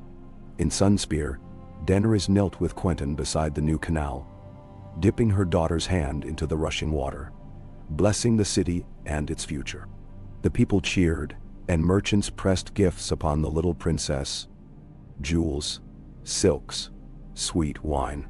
When they left, the roads were strewn with petals, and the bells of Sunspear rang until dawn. Robb, meanwhile, found purpose in the city's growing watch, training young men and women from every land, their loyalty bought not with gold, but with honor and pride. He rode patrols at dawn, slept beneath the stars when the mood took him, and wrote often to his wife and children in the north. Sansa's work never ceased. She mediated disputes between the guilds and the lords, wrote letters to every bannerman, and saw to it that the poorest in the city received bread and medicine. She walked among the people, listened to their stories, and in every moment, she remembered her mother's lessons. Rule with your heart, not just your head. Bran rarely spoke, but when he did, all listened. He predicted a dry summer in the north, and the harvest came short but early, as he said it would. He warned of unrest in the Stormlands, and the Queen's justice arrived just as a group of would-be usurpers gathered. Dissolved, with no bloodshed, at the sight of the dire wolf and dragon sigils side by side. In the years that followed, the city changed and grew. The old walls were strengthened with stone and new gardens. Houses were rebuilt, some taller, some broader, none grander than the Red Keep, but many filled with music and life. The dragons flew rarely, mostly at festival, their presence no longer a threat, but a promise. New children were born, sons to Rob and Ali's, daughters to Sam and Gilly, nieces and nephews who chased each other through the halls of power as heedless of history as only the young can be. Gendry wed a girl from the Riverlands, a baker's daughter, and their sons joined the city guard, their laughter ringing through the yards. Once in late summer, Arya returned for a wedding, one of Rob's daughters to a knight of the Vale. She wore trousers and a doublet, her hair bound up with a strip of red cloth. Bran welcomed her with a rare, broad smile. Sansa wept, holding Arya's hands as if she could anchor her wild sister to the earth. The wedding was raucous and joyful, with songs and a mock tourney in the courtyard. Arya slipped away before dawn, but not before she danced with every child in the hall, and filled their heads with tales of distant cities and the ghosts that walked their docks. Seasons shifted, years layered on years, but the queen remained steadfast, her council strong, her family whole. Daenerys' daughter grew tall and fierce, her laughter like bells, her heart open to the city and its people. She rode dragons as easily as horses, learned swords from Arya, counsel from Sansa, history from Brandati. When she turned 16, she asked her mother, "Will I rule after you?" Daenerys looked at her long and hard, her mind caught between hope and memory. "Only if the realm wishes it. You must win their hearts, as we did, by being worthy. And if they do not wish it, then you must be more than your name. You must serve, as the Starks have, with patience, with care, and with hope." The girl nodded, thoughtful, and Daenerys knew that the future would hold both trials and joys. For now, there was peace and laughter, and the knowledge that what they had built would not so easily crumble. Ned Stark, older and grayer, watched his grandchildren grow, teaching them to shoot a bow, to ride, to speak with kindness. In the Godswood, he knelt, sometimes in thanks, sometimes in grief for those who had not lived to see the world remade. But always, he rose with the dawn, ready to serve. The city's bells rang out at every wedding, at every birth, at every new peace made with the world beyond the sea. Traders from distant lands brought spices and songs and news of Arya's adventures. Her name whispered from the docks of Bravos to the warm ports of Old Volantis. The queen's banners, wolf and dragon, flew together above the Red Keep, and the city thrived beneath their shadow. So the years unfurled. The wounds of old wars faded, replaced by memories of laughter and work, of gentle winters and hopeful springs. In the throne room, Daenerys sat not as a conqueror, but as a mother, a friend, a queen beloved and trusted. At her side always, her council, Stark Targaryen, the wise and the brave, stood as proof that a new world had indeed been forged, not from fire and blood alone, but from trust and love, and the stubborn refusal to let hope die. And in every dawn, as the sun touched the towers and the city stirred, those who remembered the old wars would smile and say to their children, "We lived to see the day when the wolf and the dragon built peace together, and the world was changed forever." Kate. Autumn crept softly into King's Landing, rustling gold through the plane trees and turning the river slow and glassy beneath the city's bridges. In the Red Keep, the windows were flung wide for the harvest air, and tapestries no longer hid blackened stones but hung bright with new-woven scenes. A white direwolf at the queen's side, 3 dragons wheeling over fields fat with wheat, the great sept restored but open to all, the memory of old wounds woven into hope. Daenerys awoke each morning before the city's bells. Her daughter curled close beside her, Jon already risen and gone, riding the ramparts or walking the dawn-wet gardens, speaking in quiet tones with sentries, gardeners, or ghosts. Sometimes she joined him, slipping through the quiet halls to find him at the Godswood's edge, his face lit with a peace she'd once thought forever out of reach. He would take her hand and together they watched the city come awake, the dragon banners lifting. The scent of baking bread, drifting through the broken streets, made whole again. The council's work was never truly done. Sansa presided over the autumn session. Her voice measured as she called the lords to order. They gathered in the new solar, no longer the throne room, but a bright hall lined with windows and the banners of every great house. Gendry, Lord of Storm's End, opened with a report of new forges in the Crownlands. Lady Manderly read out grain tallies and river traffic. Samwell, now grown portly and gray, spoke of schools built from Doran to the Vale. Bran listened, seldom speaking, but his rare words shaped law and policy as surely as Daenerys' signature. Robb sat near the hearth, a quiet bulwark, offering blunt advice and reminding the assembly that not all wisdom grew from books. Arya's empty chair drew a smile from those who remembered her. Though once or twice each year she appeared, like a west wind, bringing news of distant lands and disappearing before the ink dried on her letters. As leaves turned and markets filled, the city drew strangers from every corner of the realm. In the square before the Red Keep, Dothraki sold stallions bred on the green hills near Hayford. The Reach sent casks of golden cider, the North barrels of salted trout. The streets were busy but orderly, the Queen's justice, half unsullied, half Westerosi, patrolling with silent efficiency. Fewer children went hungry. Fewer old men slept in the gutters, and each new birth was celebrated by bell and feast, with Daenerys herself attending whenever she could.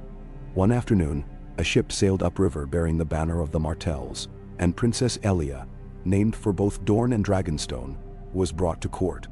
Daenerys welcomed her in the gardens, watching as the children tumbled on the grass, their laughter weaving peace more surely than any treaty.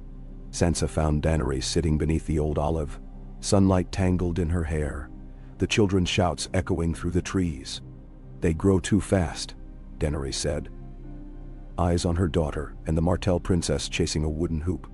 Sansa's gaze softened. "That's what peace allows. Time to grow."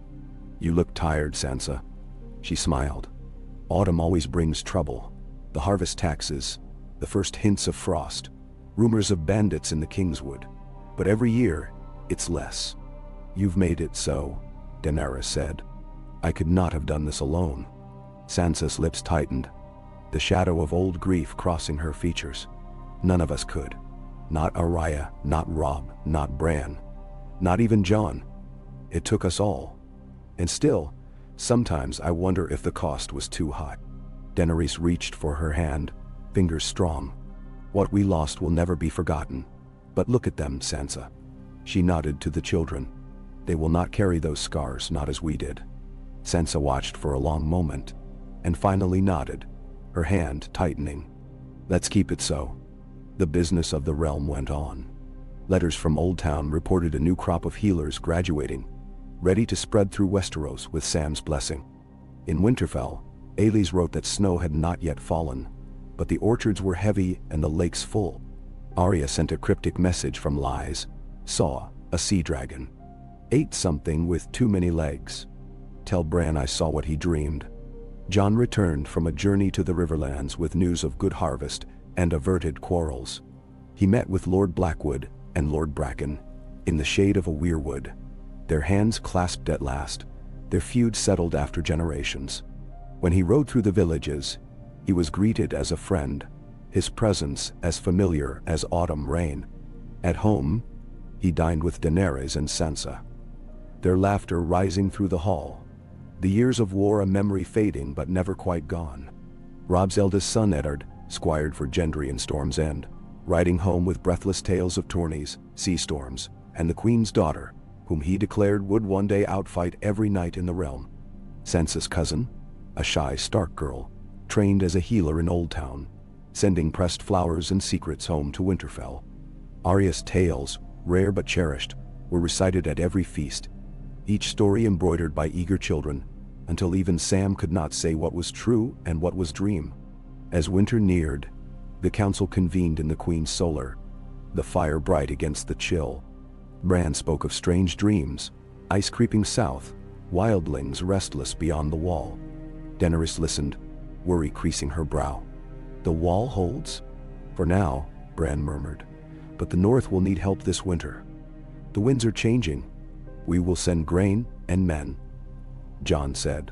The wildlings are kin now. The north remembers. Sansa agreed, dispatching letters to every holdfast.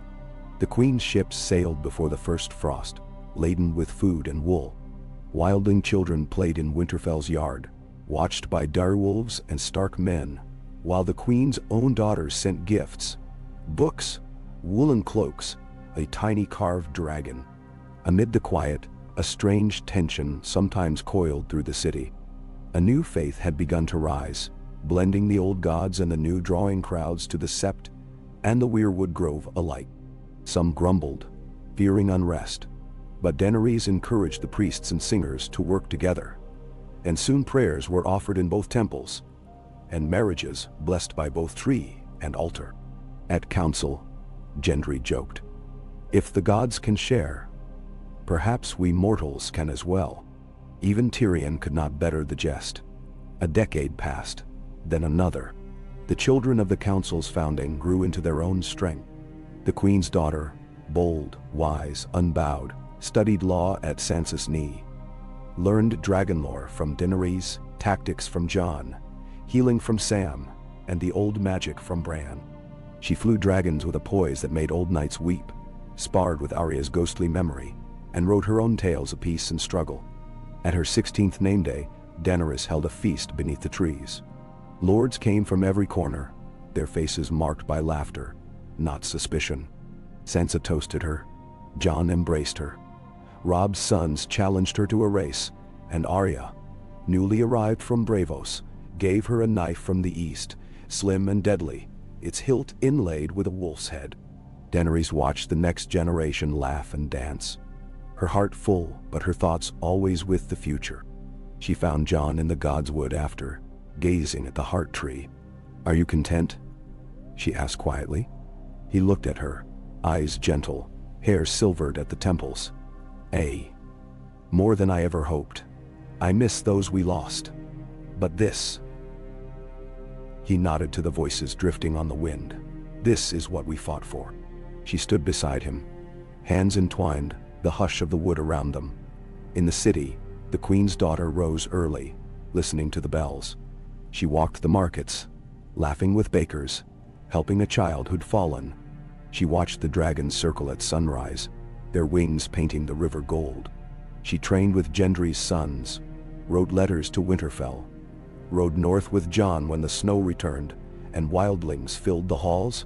Her voice at council was steady, her judgments fair. When winter grew harsh again and blizzards struck the north, the city's stores kept hunger at bay. When spring followed, and ships brought news from far Valyria, of dragons in the east and portents in the stars, the queen's daughter met with her council, and with Sansa at her right, Jon at her left, and Daenerys across the table, began to plan for challenges yet unseen. Through it all, Ned Stark, oldest now, silver hair cropped short, sat in the Godswood, a new grandchild on his knee. He told stories of a long winter and a queen who had come from across the sea, and a pack of wolves who had made a kingdom whole. At night, in the Red Keep, Daenerys watched her family and friends, the city aglow beneath the stars. The bells tolled not for war but for harvest, for weddings, for peace kept and hope renewed. Sometimes in the quiet,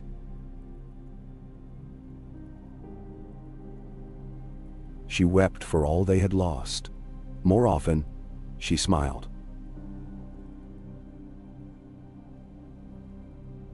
Certain at last that what they had built would endure. In every street, in every home, children grew up with the stories, not of fire and blood, but of peace and kindness, and the long, slow work of mending a world. The White Wolf and the Silver Dragon watched over them, and the city, at last, belonged to all. The city moved with the rhythm of the seasons, life unfurling in cycles that seemed almost timeless, as though the wounds of war and loss had at last been sealed by the gentler hand of peace. Autumn faded into a winter mild by northern reckoning, but cold enough to draw thick cloaks and roaring hearths from every home in King's Landing. Frost fringed the eaves of the Red Keep and dusted the black stones of the city's rebuilt walls, but the wind smelled less of iron and old smoke than it once had, and sometimes, when snow fell, children ran laughing into the squares to catch flakes on their tongues. In those long evenings, the great hall glowed with warmth and talk. The council gathered around, not for strategy or survival, but for the slow, careful tending of a kingdom. Daenerys, her silver hair laced with threads of white, listened as Sansa read letters from the north, as Gendry recounted new trade routes carved through mountain passes, as Sam, ever the optimist, announced a new partnership between the Citadel and the Crown. Healers sent to every corner, new books arriving by ship. Tyrion still presided over the accounts, but his jokes were softer, his eyes quick to mist when laughter caught him off guard.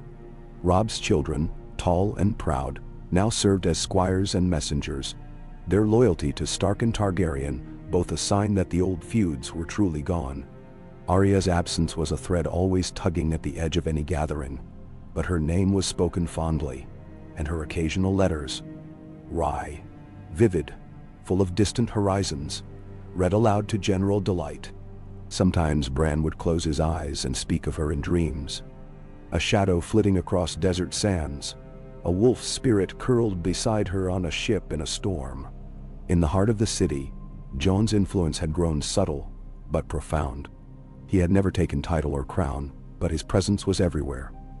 A quiet word in the street, a child's squabble settled, a sick farmer helped to his feet in the market. He was the first to walk the city after a night of wind or rain, helping rebuild a stall or mend a door. When people spoke of the Queen's justice, they meant Daenerys' vision made real by Jon's gentle strength. Daenerys ruled with a wisdom both learned and innate. She kept her counsel broad, always open to the voices of new merchants, foreign ambassadors, or common folk. The years had not dulled her fire but deepened it. Her gaze was bright, and her laughter, though quieter now, was real. She walked the gardens each morning with her daughter, watching the dragons bask on the ramparts, their scales catching the pale sun. Her daughter, now past girlhood, tall, quick of wit, and sharper yet of mind, trained each day with Gendry's boys, sparred with Sansa, and learned the histories at Bran's feet. She loved to ride, her laughter ringing down the winter roads as she raced through the falling snow. In council, she was already a presence, quick to spot injustice or propose a clever solution, her mother's warmth and her father's steadiness shining in all she did. When the snows came deep in the north, Sansa journeyed home, traveling with a guard drawn from every corner of the kingdom. The north was hers by right and love, its people content and strong. Winterfell's great hall was filled with music, fires roaring, the old gods watching through red-leafed branches. There Sansa presided over courts, shared bread with small folk, and listened to stories by the hearth. Her bannermen rode the borders, but rarely found trouble, for peace was kept as much by her reputation as by any blade. Alis, Robb's wife, managed the keep with quiet efficiency, her children growing bold under her gaze. The wildlings, now well settled in the gift and beyond, sent yearly tribute, furs, carved bone, the first fish of the spring run. Sansa welcomed their chieftains as equals, her word trusted as law. Gilly and Sam visited often, their children playing with Sansa's nieces and nephews, the sound of their laughter proof that old boundaries could be forgotten. Bran remained the North's strangest secret. He rode no longer, but his reach was everywhere. Ravens answering his call, the forest creatures unafraid in his presence. When the snows were deepest, he spent days in the Godswood, and when he emerged, he always had news of a hard winter to come, of a blight passing, of peace holding even where no messenger could reach. Arya sent word from far across the sea, describing a city where canals shone with the light of colored lanterns, where dragons of glass hung from every doorway. She spoke of markets that never slept, of storms survived and friends made in distant isles. Her letters grew rarer, but they were cherished, and when they arrived, Sansa or Daenerys would gather the family to read them, laughter and longing mingling in the firelit room. In King's Landing, Daenerys' daughter grew into her inheritance with care. She had none of her mother's hunger for conquest, but all her passion for justice. She rode with the city watch, sat at the feet of old maesters, and walked incognito through the city's poorest wards, learning what it meant to serve. She asked hard questions at council, challenged assumptions, and was as quick to laugh as to argue. The people adored her, and whispers grew that the next age might be as bright as the last had been hard. When she turned 18, the city celebrated for 7 days. Daenerys invited every lord and craftsman, every merchant and fishwife, every healer, every knight. The dragons soared above the city, and bells rang day and night. Sansa arrived with her entire retinue, Robb's sons at her side, Gendry's apprentices, and Sam's scholars. Even Arya returned, her hair windblown, her smile unchanged. At the feast, Daenerys stood and raised her cup, her eyes sweeping the hall. Years ago I crossed the narrow sea with only my name and 3 dragon eggs. I dreamed of breaking a wheel of tyranny, but I learned that peace is forged by many hands. My daughter stands among you, raised by this council, this city, this realm. She is not just my heir, but yours. Let us build together, so that when the snows come again and again after that, the city will still ring with laughter, not with fear. Jon stood beside her, his hand on hers. The realm has seen enough blood. Let this new age be marked by healing, by learning, by the courage to forgive. Let the names of our children be written not in ledgers of war, but in books of peace. Bendal. The crowd roared its approval. Sansa embraced her niece, tears shining in her eyes. Arya lifted her cup to the moon and vanished again before dawn, her laughter lingering behind. As the winter waned, ships came from Old Town bearing books, from Dorne carrying oranges, from the east with silk and news of new wonders. Bran, older now, rarely left the Godswood, but his letters came still, sometimes with riddles, sometimes with quiet reassurances. Robb's sons served as captains and envoys, the Stark blood never far from the heart of the realm.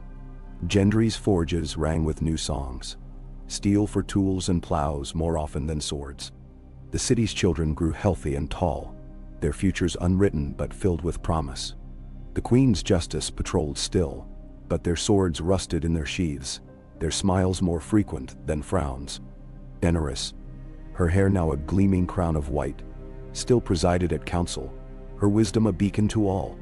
In the evenings she sat with Jon in the gardens, her daughter reading aloud, the dragons a lazy presence on the towers. Sometimes she walked the city alone, cloaked and hooded, listening to the voices of her people. Stories of love, of struggle, of hope reborn. Spring returned, early and bright. In the markets, traders sold flowers from the Reach and dried fish from the north. The Queen's daughter presided over court in her mother's stead, her rulings fair and deft. Sansa returned to Winterfell, her heart light, her family united at last.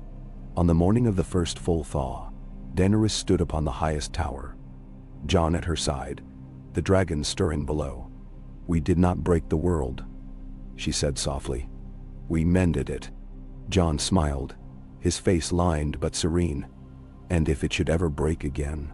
She looked to her daughter, who stood on the battlements, watching the dawn with hope and quiet certainty. "Then she, and those who come after, will mend it anew." The city woke beneath a rising sun, the bells pealing not for war but for life. In every home, in every hall, laughter greeted the day, and peace, hard-won and deeply cherished, was woven into the fabric of a new world. The age of wolf and dragon endured, a promise kept, a story passed from mother to daughter, father to son, a story not of conquest, but of all the gentle things worth saving. Okay. The city's pulse beat steady through a spring without end, buds unfurling on branches grown thick along the Blackwater. New streets humming with the laughter of children who knew war only in stories. In King's Landing, the Red Keep stood softer now, not the iron-clad fortress of memory, but a palace of light and gardens. Its ramparts veiled in climbing roses, its stones humming with music each evening as dusk cooled the city. The old scars of siege and fire had faded. Grain ships arrived twice weekly. Fishermen rowed home in singing barges. Bells tolled most often for weddings and birthdays, and the sound was one of promise, not warning. Daenerys walked each morning with Jon and their daughter, now a young woman grown graceful and bright-eyed. Her hair silver with a streak of Northman's black, her steps as quick as Arya's had ever been. Jon lingered at every merchant stall, greeting old men by name, listening to women's complaints about gutters, grain, and sons gone to sea. The queen and her daughter visited the Healers' College, the foundries, and the market schools, stopping often, listening, promising, and more often than not, keeping those promises. Sansa came and went with the seasons, half her heart in Winterfell, half here, where her counsel was cherished as wisdom's touchstone. When she rode south, she brought baskets of snowdrops, carved wolf totems for children, and letters from the northern lords. She walked the city walls with Daenerys at dusk, sometimes arm in arm, silent in their contentment. In Winterfell, Sansa's rule was quiet, her bannermen fierce in their loyalty and peace. The old gods watched from the heart tree, Bran's ravens circled, and Arya's wild letters arrived like bursts of wind, full of fable and laughter. It was the 20th year of Daenerys' reign, and the city sparkled for the anniversary. Lanterns hung in the squares, music floated over the rooftops, and the dragons wheeled above, drawing cheers from every quarter. Even the wildlings came south for the feast, their chieftains and healers welcomed with the same warmth as Manderlys and Martells, Tyrells and Tarlys. Gendry, older now but hale, arrived with his sons and daughters, his forges having shaped more tools than blades, his friendship with Jon and Daenerys, a bond of iron. Sam and Gilly traveled downriver with their children, greeted like kin in every village. Bran did not travel but sent a letter carried by a crow. 3 lines only, but all understood their meaning. Peace is the root, laughter the leaf, memory the fruit. Tyrion, now nearly white-haired and limping, drank deep and made a speech so full of wit and gentle wisdom that even Sansa wept with laughter. Robb's grandchildren raced along the riverbank, tossing stones and daring one another to touch a sleeping dragon's tail. The city's streets throbbed with celebration, and strangers marveled at how safe and whole King's Landing had become. On the anniversary's morning, Daenerys awoke before the sun and watched the city from her chamber, Jon's breath steady at her side. Their daughter, grown tall, stood on the balcony, watching the dragons stretch their wings to the pinkening sky. Daenerys joined her, wrapping a cloak over her shoulders. "Do you remember?" she said softly, "when all this seemed like a dream? When every road led through darkness, and every night we counted our losses more than our hopes?" Her daughter smiled, eyes wise and bright. "You made the dream real." "We did," Daenerys said, brushing a loose strand of silver hair behind the girl's ear. "We built it together. You and Jon and Sansa, and all who believed that peace could last." A bell tolled across the city, summoning the council for the day's celebrations. Sansa, Robb, Gendry, Sam, and the other lords gathered in the gardens, under arches of flowering hawthorn. Arya appeared as ever in her own time, leaner now, sunburnt, her hair streaked with salt, a dagger at her belt and a new tale on her tongue. They sat beneath white tents, eating bread still warm from the oven, honeyed cakes, and summer wine from the arbor. Jon rose, called for silence, and offered thanks for all they had survived and all they had sown. He spoke of those lost, Ned, Catelyn, Kat's brother Edmure, old Sir Davos, and the many whose names still lingered in memory, and those present, whose care and strength had kept the realm whole. He finished with a smile, nodding to Daenerys and their daughter. "Let the next age be written not by blades, but by hands joined in work and in hope." The crowd erupted in cheers.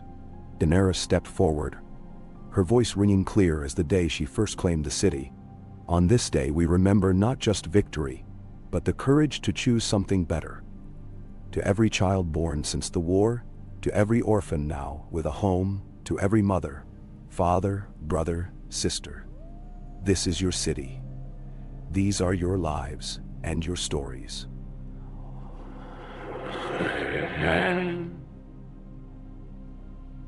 As dusk fell, the city glowed with torchlight and song. Children danced in the square before the sept, its doors open to all.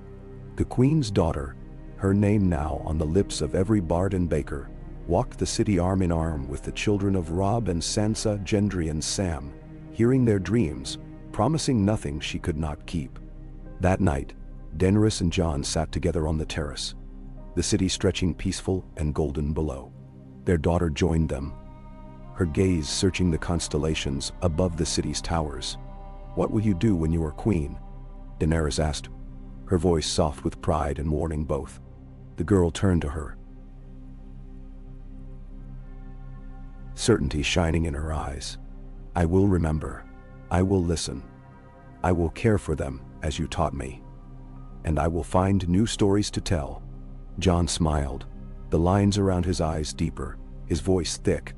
"And you'll be kind and strong and stubborn, like your mother, like every Stark and every Targaryen who ever meant to leave the world better than they found it." Menador.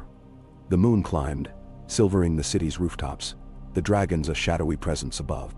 Sansa sang an old northern song with Sam and Gilly's daughters, laughter spilling down the terraces and through the open halls. Arya slipped away before midnight, but not before leaving a carving of a direwolf and dragon on the council table, a reminder for the days to come. The city dreamed, safe and whole. Winter would come again as it must, but for now, spring reigned. In every house and street, the story was the same.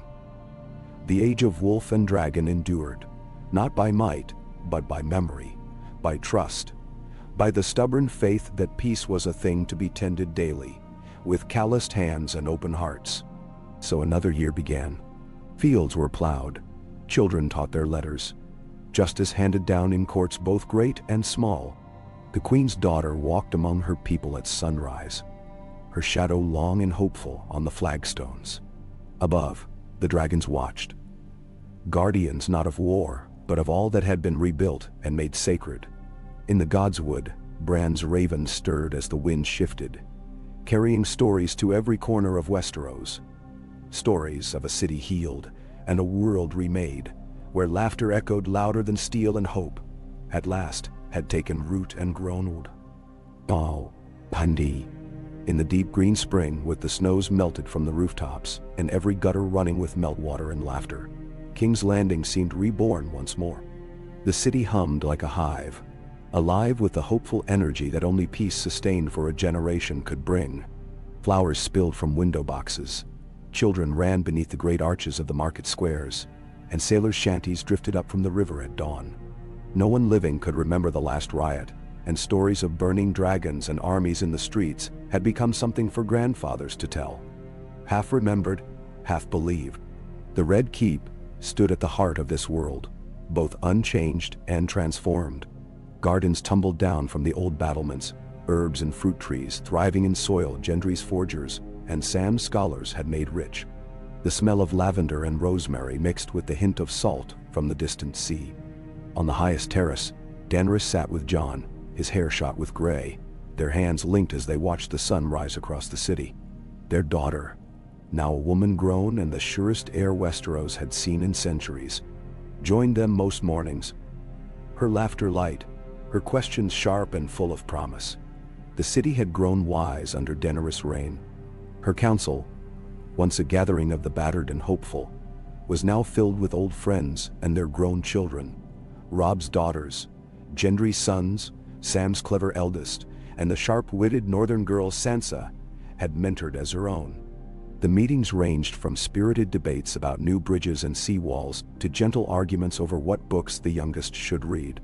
Even Tyrion, slower now and sometimes lost in reverie, could always be counted on to break a silence with some clever turn or heartfelt memory. Sansa, splitting her time between Winterfell and King's Landing, ruled the North with a wisdom that made even her mother's memory proud. She was as much a legend as her father, and whenever she rode south, the North rode with her in song and in spirit. Each arrival at the city gates greeted with cheers, and each departure with tears and baskets of gifts. Her advice was still sought in all things, and Daenerys never signed a law Sansa had not first reviewed. Arya's returns were rare, but her legend grew with every letter and every whispered tale from some sailor in port. Children played at being Arya, the Shadow Wolf, the Queen's sister who could vanish and reappear anywhere in the world. When she did appear, it was always sudden, as if conjured by memory itself. She'd arrive with strange gifts: a carved mermaid from Old Town, a painted shell from the Summer Isles, a jewel plucked from the ruins of Valyria, and tales that set the city's children dreaming. In the Red Keep, the dragons grew older, their flights less frequent but more majestic. They soared above the city at festival, casting vast shadows that made the crowds cheer. The youngest generation of Targaryens and Starks, cousins all, grew up with dragons for neighbors, learning early not to fear what was different or wild.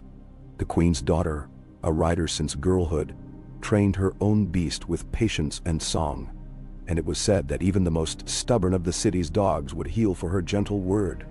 Spring brought new festivals and old traditions. Jon led a procession to the river to honor the dead, his voice quiet but strong as he recited the names of those lost in wars long past and those who had built the peace that followed. Sansa opened the city's gardens for a feast at the height of the flower season, inviting merchants, small folk, and noble families to break bread together. Daenerys herself danced with orphans, with grandmothers, with visiting princes and shy apprentices alike, her joy undimmed by years. Sam's College thrived in the shadow of the Sept's rebuilt towers, now a place for all, highborn and low, boys and girls, Westerosi and foreign. Sam's son ran the college with his mother's gentle humor, inviting maesters from the Citadel to see how much more could be learned when all were welcome. The archives overflowed with new maps, new stories, and the children of King's Landing came daily to read, to learn, and to dream. The Queen's justice, half unsullied, half sons and daughters of Westeros, kept order in the city with little more than a word. Their leader was one of Robb's granddaughters, famous for her even temper and quicker sword. Few ever tested her, and even fewer found reason to complain of her verdicts. For many years, the worst troubles were no worse than a bad harvest or a stubborn winter. When famine threatened the Reach, Daenerys and her council sent grain ships and healers. When pirates harried the Stormlands, Gendry's sons led swift retaliation, then rebuilt the ruined villages with southern and northern help alike. The city's walls, once symbols of fear and division, now formed the backbone of celebration.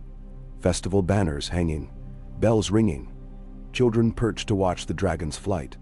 As Daenerys grew older, her role changed. She became less a ruler and more a teacher, her daughter, wise and patient, leading more of the council meetings, sitting late with Sansa, learning the slow arts of governance. The city's young courtiers called her Mother of the Realm, and not just in flattery. It was Daenerys who remembered every promise, who settled every quarrel, who knew every birth and death in the palace by heart. At night, she would walk the Godswood with Jon, sharing memories,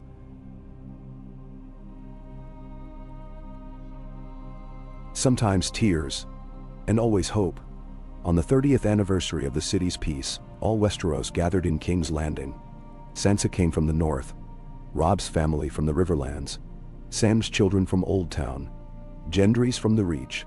Arya, summoned by Raven, arrived from the east with salt in her hair and laughter in her eyes. The dragon circled high above the city, called by old magic and stronger love. The bells rang from every tower. Tents and banners lined the streets, and feasts ran from dusk to dawn. Daenerys sat in the solar, Jon beside her, their hands entwined. Their daughter, robed in deep blue, stood before them with Sansa and Arya at her side.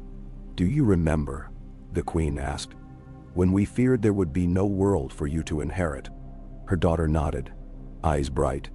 "And you built it anyway." "We built it," Jon corrected gently. "All of us together." That night, 1,000 lanterns were set afloat on the river, each bearing a wish or a memory. The city glowed golden. The dragon's shadows stretched far across the water, mingling with those of wolves and lions and stags. Old enemies now joined. The Queen's daughter led the people in song, her voice clear and steady as she named the old kings. the lost friends, the builders of peace. The youngest of the city's children danced by the water, lantern light on their faces. Arya disappeared into the night, leaving a token, a single white feather, at the queen's door. Sansa wept, then laughed, then wept again.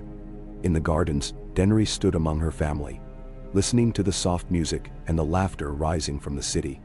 She thought of Viserys, of Rhaegar, of all who had been lost, and smiled at last, certain that the world they had made would hold. Years would come, and winters would follow springs. Troubles would rise and be mended. Children would grow, and some would be lost, and some would change the world. But the wolf and the dragon had forged not a kingdom of fear, but a city and a country of light and memory and enduring hope. And in every street, and every field, and every heart, the story was told anew, that peace was not the end of the tale, but the daily work and daily joy of those who lived and loved and built together for all the years yet to come. Summer ripened the city to a mellow gold. The river ran slow and broad under banners bright as poppies. The Red Keep's gardens, once a tangled patch of bramble and fear, brimmed with roses, sweet peas, apple trees, and the laughter of children. The old city walls, pitted and battered in another age, gleamed white where the sun caught new stone. Fishermen called greetings from their boats. The clangor of Gendry's forges drifted up from the artisan's quarter, bright as birdsong. Each morning, the market flowered early with color. Lemons from Dorne, barley from the Reach, smoked fish from the north, and tables laden with books, tools, ribbons, and carved toys. Inside the keep, Daenerys walked slowly these days, her hair a fall of pure white, braided with little bells. The steps of the queen's daughter fell lightly beside her, a hand always offered, though it was seldom needed. The dragons basked on the towers above, too old now for wild flights, but never tamed, their shadows cool as cloud when they passed over the courtyards. Jon, his hair silvered, his back straight, sat often on the terrace in the mornings, sharing bread with whoever joined him. Counselors, children, bakers, or the maids come to sweep the marble. The queen's daughter presided over council more often now. She wore the stark furs and the dragon sigil woven together, a living banner of the peace that had outlasted all doubt. Sansa, gray at the temples, sharp as frost, advised her in all things. Robb's grandchildren, Gendry's clever twins, Sam's gentle youngest, and Arya's wild protege, all had places at the table, voices bright with hope, and sometimes dissension. The work of the council changed with the world. There were roads to mend, rivers to dredge, new markets to settle. The city's foundries made more tools than swords. The colleges swelled with students, girls and boys both, rich and poor, Westerosi and foreign alike. Sam's libraries filled the old Tower of the Hand, and twice each year he journeyed to lecture, his voice soft but still eager. The Queen's justice kept order without fear. Her leader, a descendant of Unsullied and Manderly both, carried no sword in council, only a rod of birch. Sansa returned north with the first geese each autumn and brought the wind in with her. Winterfell was a city in its own right, ringed with apple orchards and new-built stone, its halls echoing with music and talk. She ruled as her father had, with iron and mercy. Her council was half wildlings, her children and Robb's together, and a scattering of new blood from the distant south. When she came to King's Landing, she traveled with a great train, hundreds of riders, wagons of wool, and barrels of sweet wine, a welcome reminder of the North's bounty. Arya's name was a song in every port. She returned as she pleased, silent as a cat, and sometimes was glimpsed only in the city's shadows, watching and listening. Her tale stitched into children's games, and the stories women told each other at the bathhouses. The queen's daughter, who rode dragons and negotiated treaties, learned from Arya's brief visits as from no one else, how to walk without being seen, how to ask the question no one dared, how to laugh in the face of sorrow. Robb's line flourished in the Riverlands, their bannermen proud, their loyalty deep as water. Gendry's forges spun new wheels for carts and clever locks for city gates. Sam's grandchildren wrote histories and taught healing. The wildlings sent word every spring.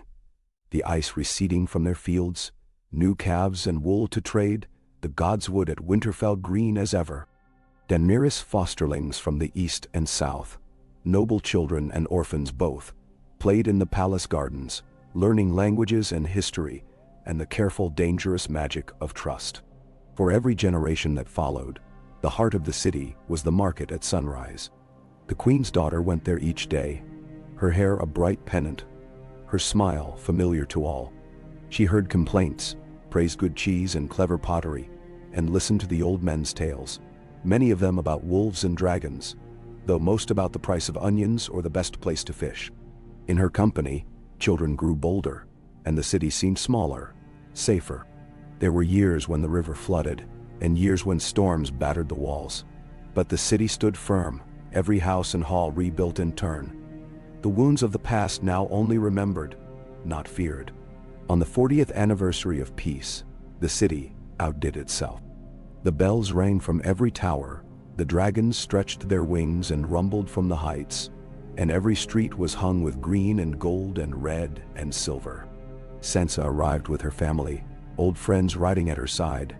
Robb's kin came downriver in a flotilla of banners. Sam's scholars recited new verses. Gendry's smiths marched with banners wrought in steel.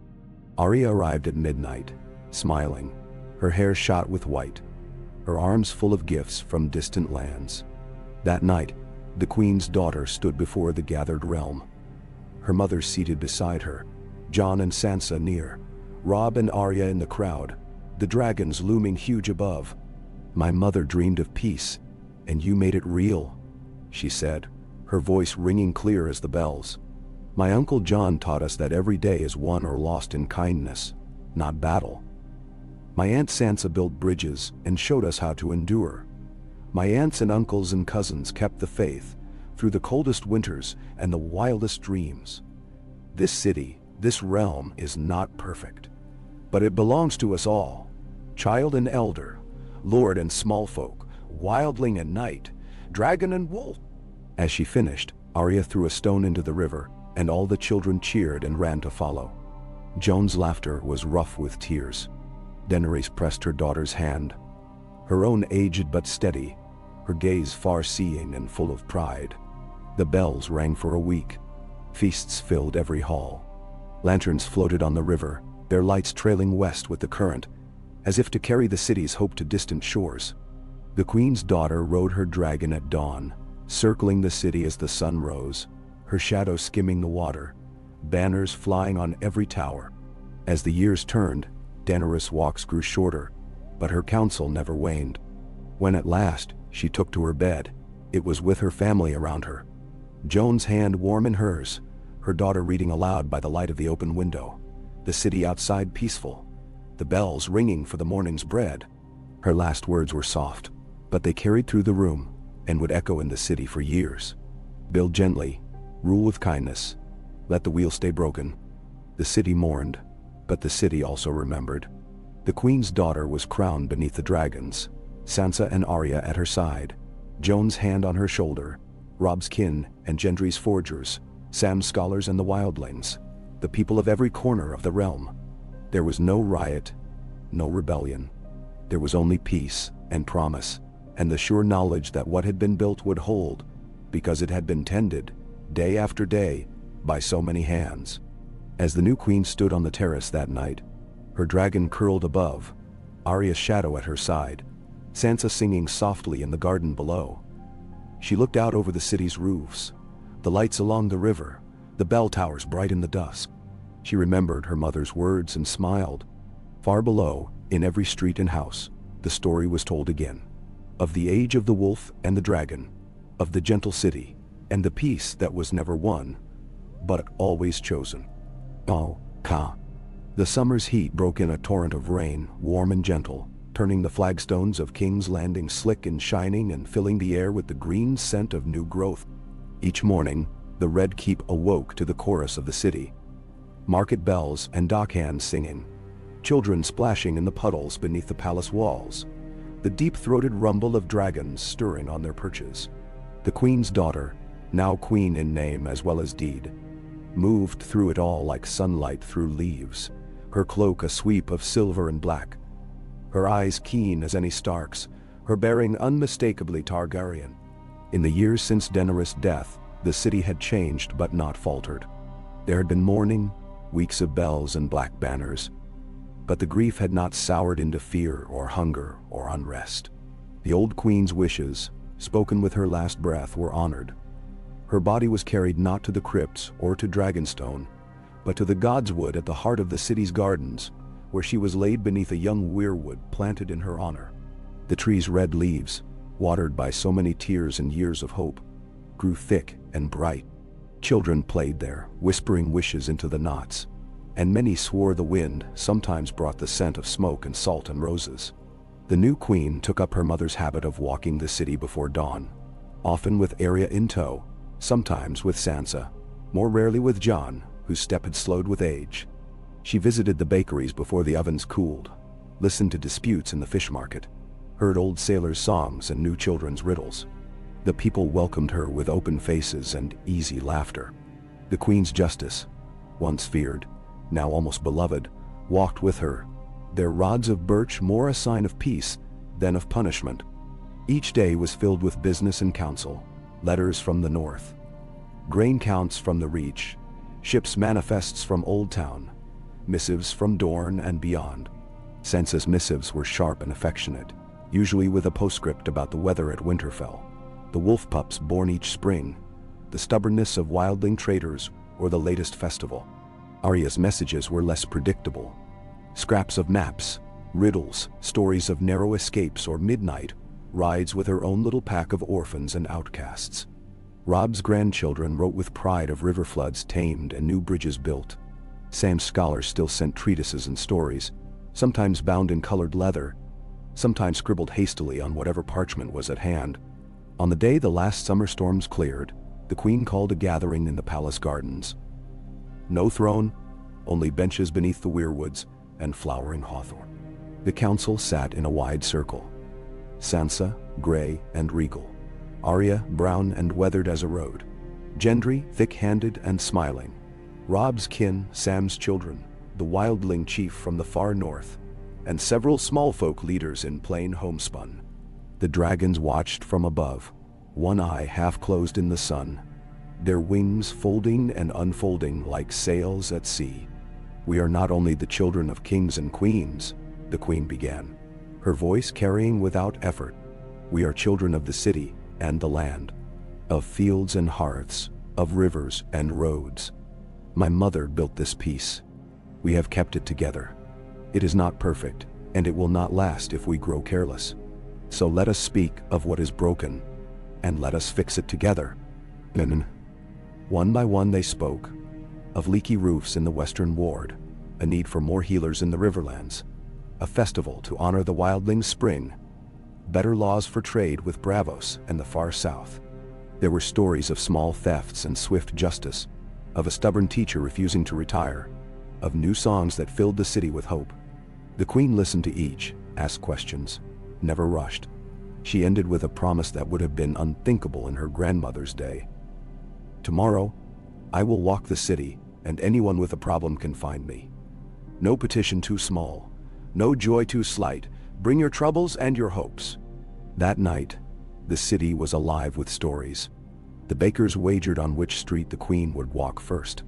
The children rehearsed their complaints, and old soldiers told tales of Daenerys' last years, Jon's victories, Arya's vanishing acts, Sansa's long winters, and clever hands. The bells rang late, and the smell of roast and honey drifted through the rain-washed air. The next day dawned blue and clear. The queen, hooded, slipped into the city's heart before most had breakfasted. She visited every quarter, helped patch a roof, read a contract, held a crying child, blessed a new bakery, settled a quarrel over a market stall. She listened and remembered every name. When she returned to the palace that night, her cloak was damp and her boots muddy, but her face glowed with contentment. Sansa met her on the stairs and pressed a letter into her hand, A raven from the north bearing news of early snows and a new feast day declared to honor the long peace. Winter came late that year, the city's trees turning slowly, the air golden with dust and the promise of hearth fires. In the north, Sansa welcomed wildlings and southern traders alike, the halls of Winterfell bursting with children's laughter and the low, sweet music of harps. In the Riverlands, the Blackwoods and Brackens joined for a festival. Their ancient feud finally faded to a contest of songs. In Dorne, the orange groves flourished, and peace was kept with marriage and laughter. Arya came and went, leaving stories and advice and a knife or two for the Queen's guards. She traveled with the Queen's daughter on more than one occasion, teaching her how to walk a city's alleys, how to listen at the right door, how to slip through a crowd unseen. They rode the dragons out across the sea, sometimes for a day, sometimes for a week, returning with wild tales and treasures from forgotten ruins. Jon, white-bearded and revered, remained at the Queen's side, an anchor through all change. Children gathered at his feet in the palace gardens, learning the old tales, the new laws, and the truths he never ceased to tell.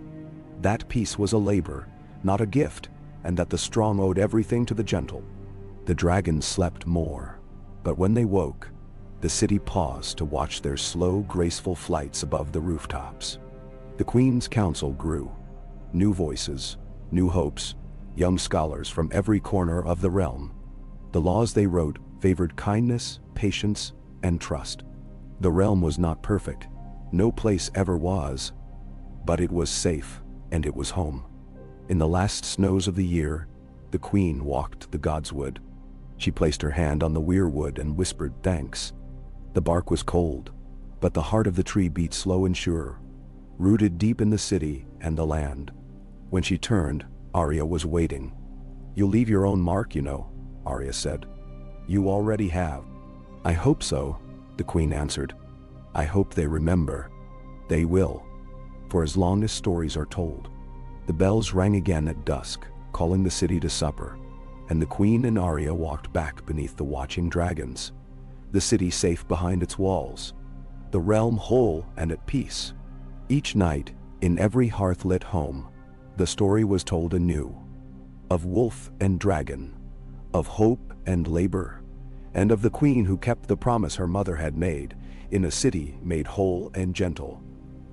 For all the children yet to come, a cool autumn wind swept the city, sending a shiver through the high banners and carrying the tang of sea and apples across King's Landing. In the palace gardens, red leaves drifted onto white marble paths, where, just before dawn, the Queen walked with her daughter. These hours belonged to them alone, the old traditions observed, but the future written anew with each step. The weirwood Daenerys had planted stood tall now, its scarlet leaves thick over the green, roots sunk deep in earth watered by both salt and tears. This was the city the Queen had inherited, shaped by kindness and long memory. Everywhere the old Queen's lessons lived on. The walls patched with stone and ivy, the schools full of voices, the markets ordered and bright. The Queen's justice wore no armor and drew no swords as they moved through the streets, but carried willow wands and spoke softly, their names known and trusted. The dragons slumbered atop the towers, their presence still a reassurance and a reminder. The Queen's council met now in the shade of the old godswood, benches drawn up beneath the spreading red leaves. Sansa, her hair mostly silver, sat with a spindle in hand, mending more than just thread. Robb's grandchildren came often.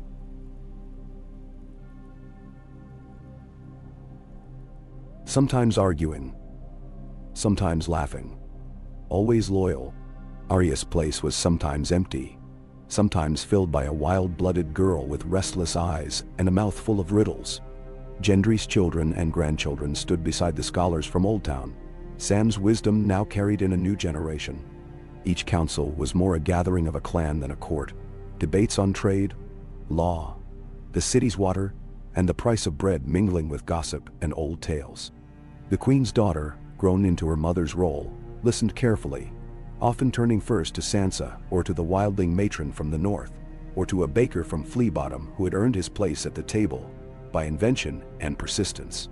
That autumn, Talk centered on the wildlings' harvest, unexpectedly bountiful, but their markets unready for the southern traders eager for pine nuts and fur.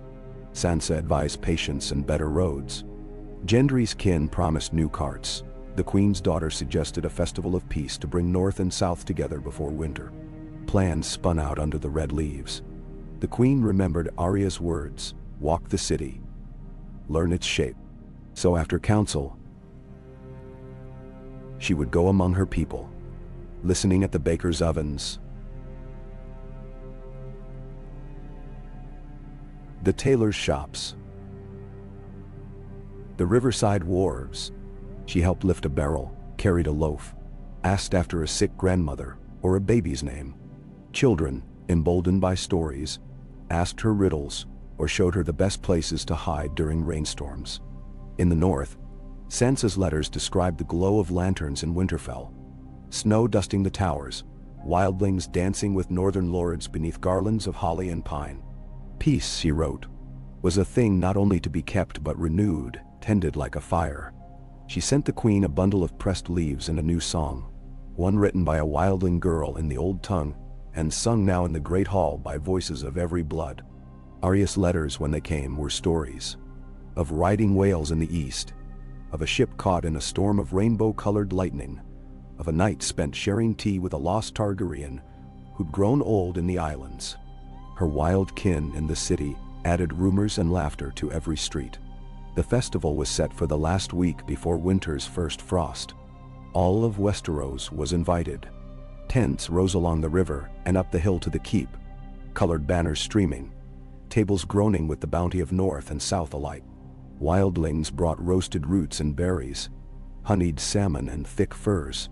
The Reach sent cider and cheese, Dorne wine and oranges, Old Town scholars, rare books and riddles for the children. Sansa and her kin came with wagons of pine boughs and carved wooden animals for the youngest.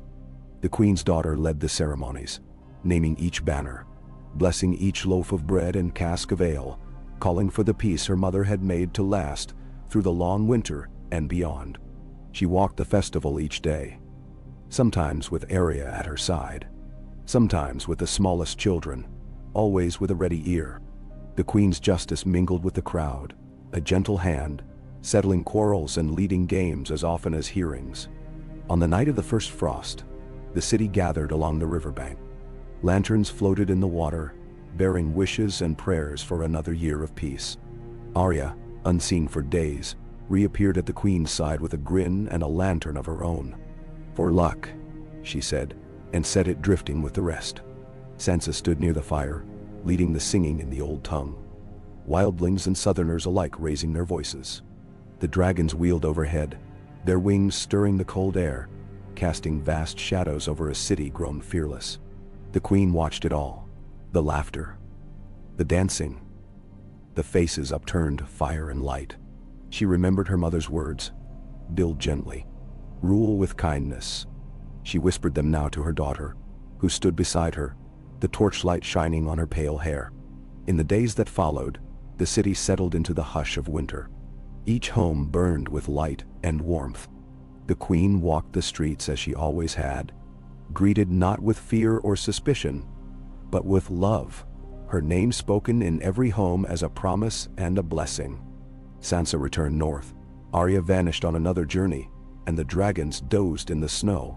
The queen, wise and steady, tended her city as she would a garden, mending, pruning, nourishing, sharing.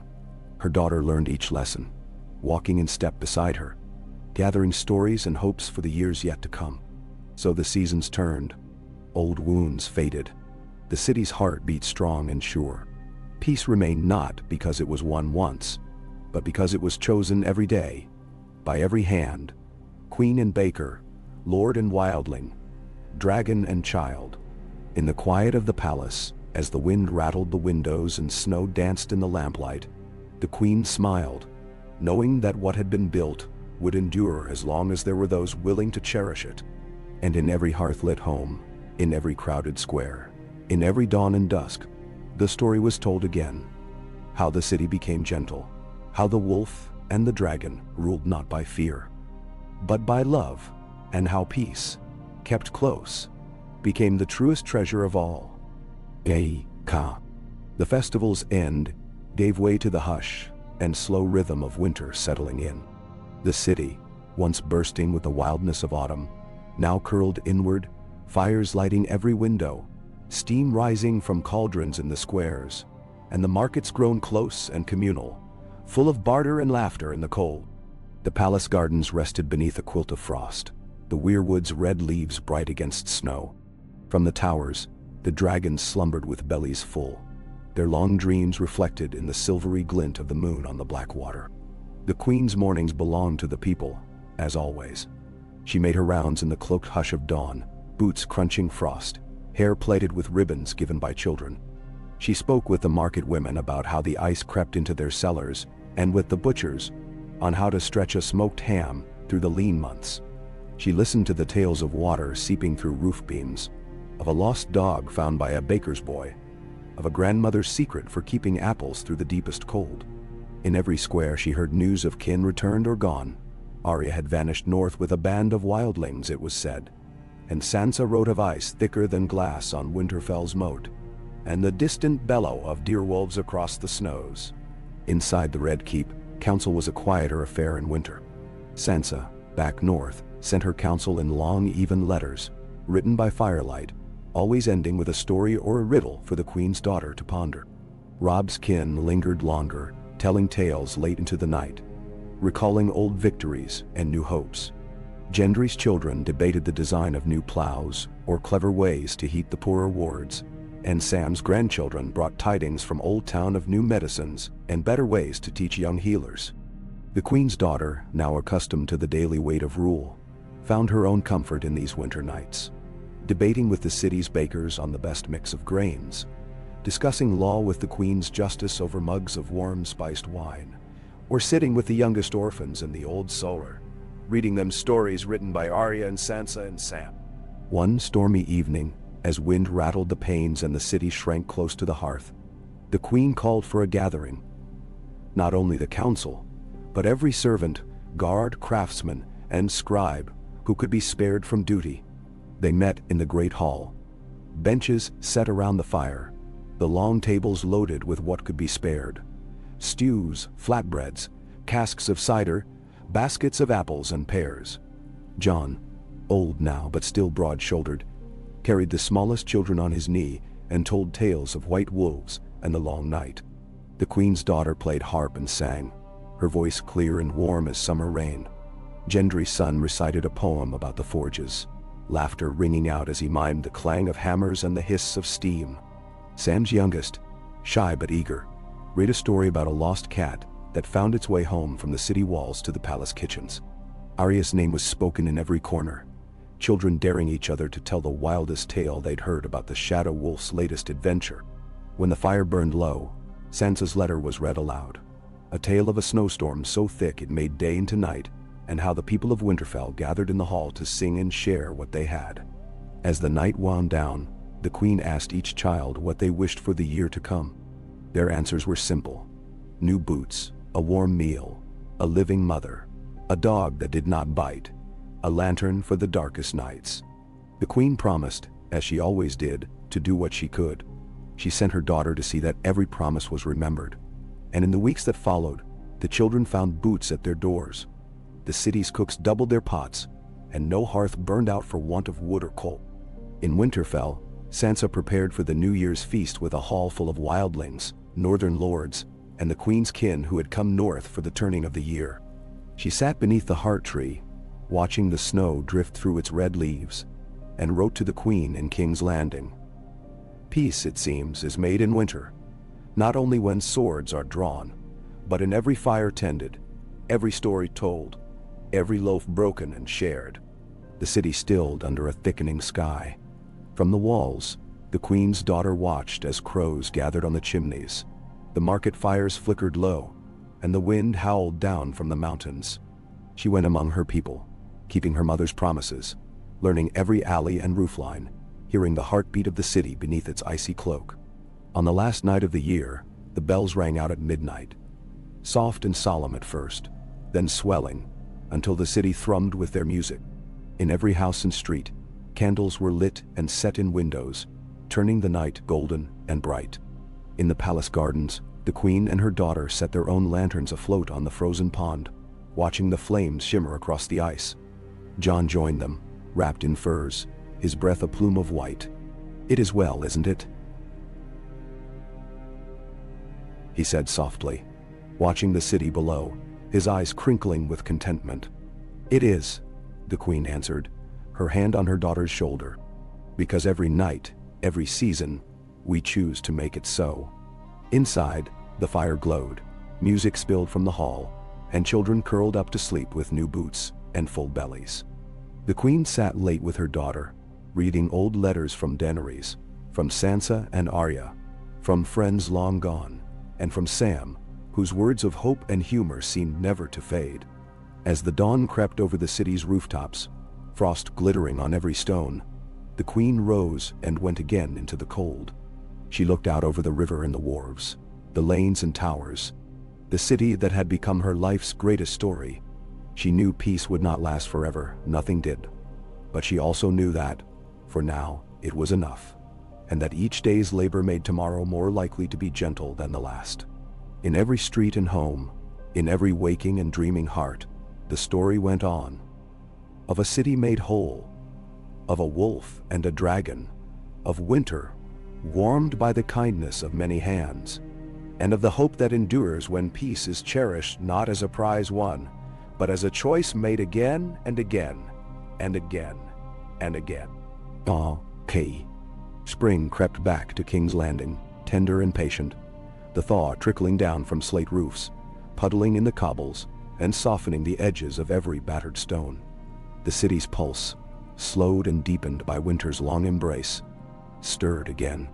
In the markets, the first wildflowers and early greens appeared between barrels of winter apples and smoked fish. Old women swept the stoops. Humming, children chased each other through alleys with no fear. And in the evenings, as the last of the cold faded from the river, songs rose in every tavern and square. In the palace gardens, the weirwood's red leaves shimmered, new buds crowning its ancient limbs.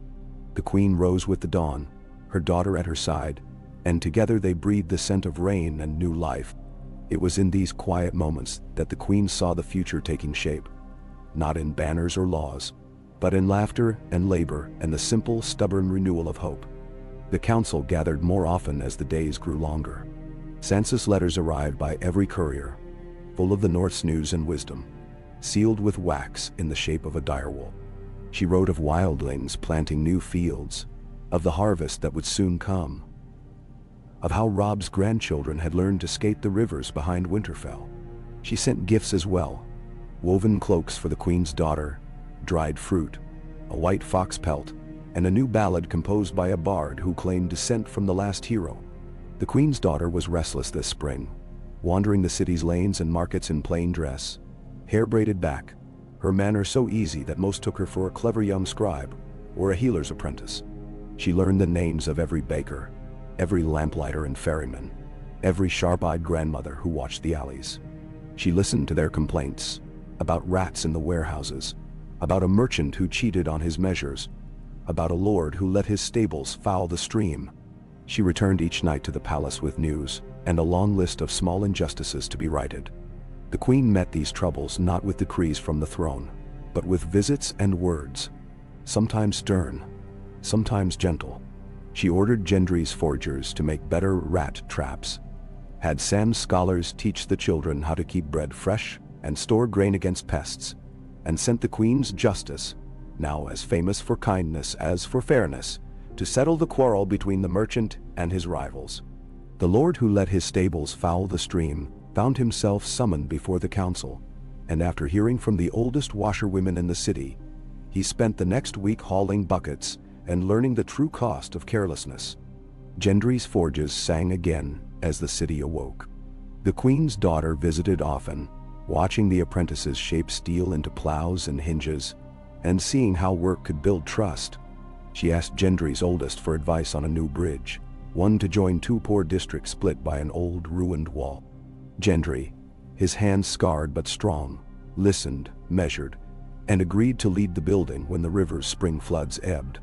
Sam's scholars flourished in the sunlit college, their lessons growing more practical. This spring, the queen asked them to teach all who wished, not just the sons of merchants, but the orphans and the girls who'd once swept the college's halls. There was a festival of learning, children reciting rhymes of herbs and wounds, women reading their first stories aloud, the queen's daughter sparring in the yard with the city's fastest scribe. Arya returned for a few days, wind-burned and smiling, a thin white scar across her cheek and a wildness in her step. She told tales of storms at sea, of a city where men rode enormous birds and women ruled their own markets. At night she walked the city's roofs with the queen's daughter, teaching her to read the wind, to move unseen, to trust the hush and breath of darkness.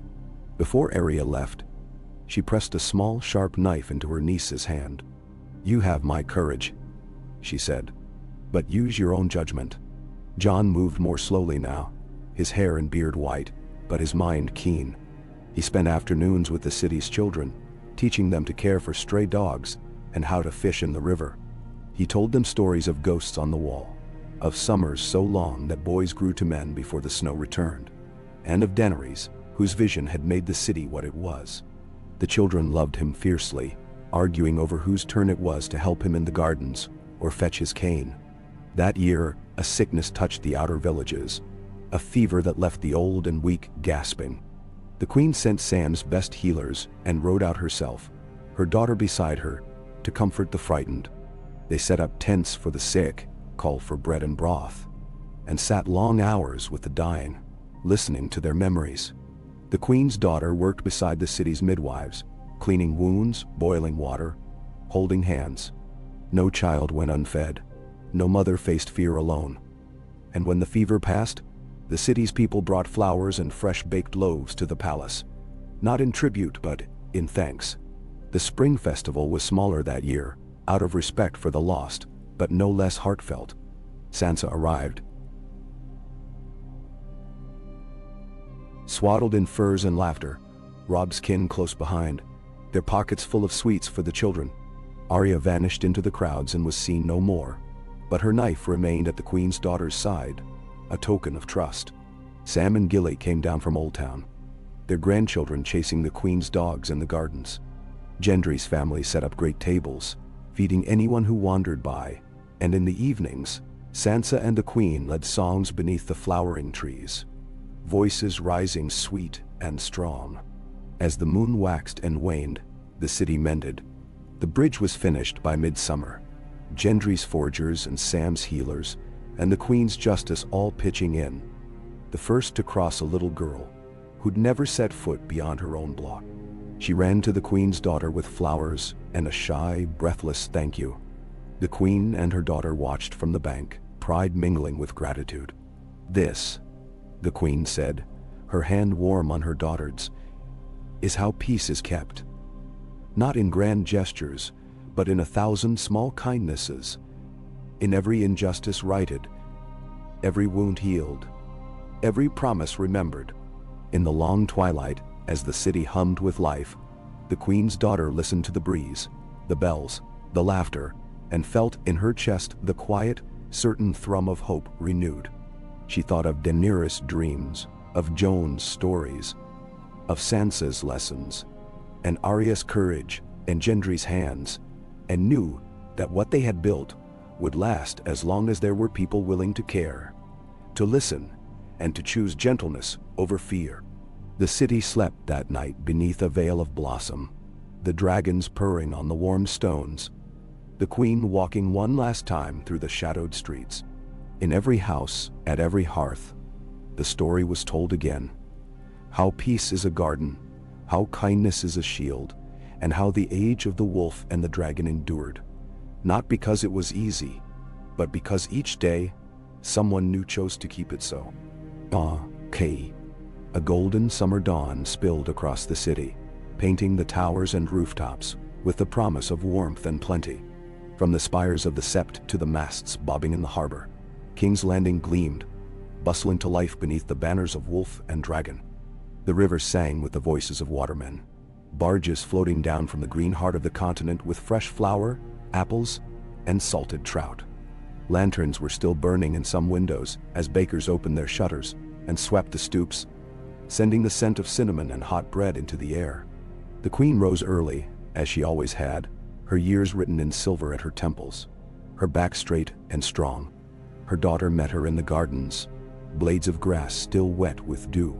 They walked together among the roses and peonies and jasmine, their hands brushing over the blooms, the air alive with birdsong and distant laughter from the waking city. The palace was full this summer. The queen's extended family come from every corner of the realm. Sansa's hair had turned to soft white, but she still walked the halls with a grace that made servants pause and smile. She brought news from Winterfell. The north had never known a harvest so full. The lakes thick with fish, the fields golden green, wildlings and Northmen planting side by side. Robb's kin rode down with her, their laughter loudest at every feast. Sam came from Old Town with his grandchildren and a sheaf of new songs and stories collected in the southern ports. Gendry and his grown sons inspected every hinge and lock in the palace, their forges running day and night as the city prepared for the solstice festival. Even Arya returned, slipping into the great hall with a grin and a weather-beaten cloak, bearing strange fruit from a port none could name and a dozen tales more outlandish than the last. The Queen's justice, their ranks filled now with those born to peace, kept the city safe with little more than their word. The colleges thrived. Sam's youngest daughter lectured in the palace's old armory, her lessons in healing and herbcraft drawing crowds from dock and manor alike. The children of the city ran wild through the sunlit streets, playing at being dragons or wolves, acting out stories that now felt more legend than memory. On the solstice, the city was remade in color and music. Banners snapped from every tower. Market stalls overflowed with fruit, nuts, sweetmeats, and cheese. Bakers rolled out dough for festival pies. The wildlings from the north braided the hair of southern girls, teaching them songs of ice and sun. Dothraki rode at the head of the parade, tossing apples and trinkets, their laughter echoing down the King's Road. The Queen presided over the opening of the festival in the gardens, beneath a bower of apple blossom and dragon's blood. Her daughter stood by her side, not just as heir, but as partner in the labor of peace. Arya presented the Queen with a knife of bone and lapis, a token from a distant isle, and the crowd cheered as the old wolf embraced the wandering shadow. At the feast, Jon carved the first roast, still broad-shouldered and bright-eyed, age etched deep, but warmth undiminished. He toasted the Queen and her daughter to peace and plenty, to kindness remembered, to every gentle hand that had helped rebuild the world. Sansa sang the old songs with Sam's grandchildren. Robb's kin led a ring dance beneath the lanterns. Gendry arm-wrestled bakers and blacksmiths alike, losing as often as he won, roaring with laughter all the while. The Queen's daughter, her hair now streaked with silver and the sun, wore no crown, but the city's hopes shone in her smile. She listened to each guest, from lords to lamplighters, asking after their children, their troubles, their dreams. She accepted a sprig of rosemary from an old healer, a painted shell from a dockside child, a folded scrap of poetry from a shy merchant's son tied down. She danced with Arya to wild music from the stepstones, and walked arm in arm with Sansa, sharing memories and quiet laughter beneath the stars. As the night wore on, the city became a sea of lanterns, drifting down the river and lighting the sky. The dragons flew once, high above, their shadows immense, their calls gentle and low, more blessing than warning. Children followed the Queen's daughter through the gardens, clutching pastries and ribbons, begging for one more story or song. Later, as the festival faded and the crowds dispersed, the Queen and her daughter sat together at the edge of the palace garden. Their feet in the dewy grass, the hush of summer night settling around them. The Queen's hands were lined and strong as she took her daughter's, her voice soft. "We built all this from what was broken," she said. "I thought once that peace was only a dream. But here it is, grown stronger with each year. With every hand joined, every kindness remembered." "Nine? 10. Her daughter squeezed her hand, tears bright in her eyes. "I will keep it, mother. I will remember." "You will do more than remember," the Queen replied. "You will carry it forward. You will make it new, as every generation must." They sat together, watching the lanterns drift out toward the bay, the city below aglow, the future open as the summer sky. In every home, in every alley and grand chamber, the story was told once again. The age of wolf and dragon. The peace built not on fear, but on trust, the endless labor and reward of gentleness.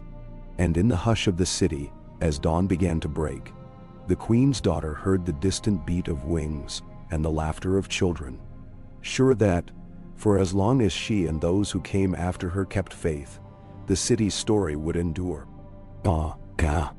The city had learned to wake with the dawn. Each day began not with the pealing of alarms or the shouts of soldiers, but with the steady rhythm of work and the low chorus of voices that had built a kingdom from memory and hope. The river, full and shining beneath the sun, ferried boats laden with apples, casks of ale, and summer wheat to the city's wide wharves. Lanterns swayed in the morning breeze, some left from last night's revelry, others already hung for the coming festival of midsummer. The queen, aged but ever present, rose with the city. She had grown slower, her hair bright as white gold, her hands marked by time, but her spirit was undimmed. The queen's daughter, now beloved by all, her mother's patience and her father's gentle certainty, mingled in her voice, walked at her side, sharing news of every district, every garden, every hope and worry whispered in the crowded squares. Together they crossed the palace gardens, where the weirwood leaves were deep and full, whispering softly in the breeze. Sansa came south for midsummer, as she always did, bringing laughter and news from the north. She rode in with a small army, Robb's great-grandchildren, banners flying, wildlings with braids full of flowers, carts of dried berries and jars of honey. She hugged the queen with the care of one who remembered loss and joy both, then sat for hours beneath the trees with her niece, the queen's daughter, speaking in the half-language of sisters who had never quarreled.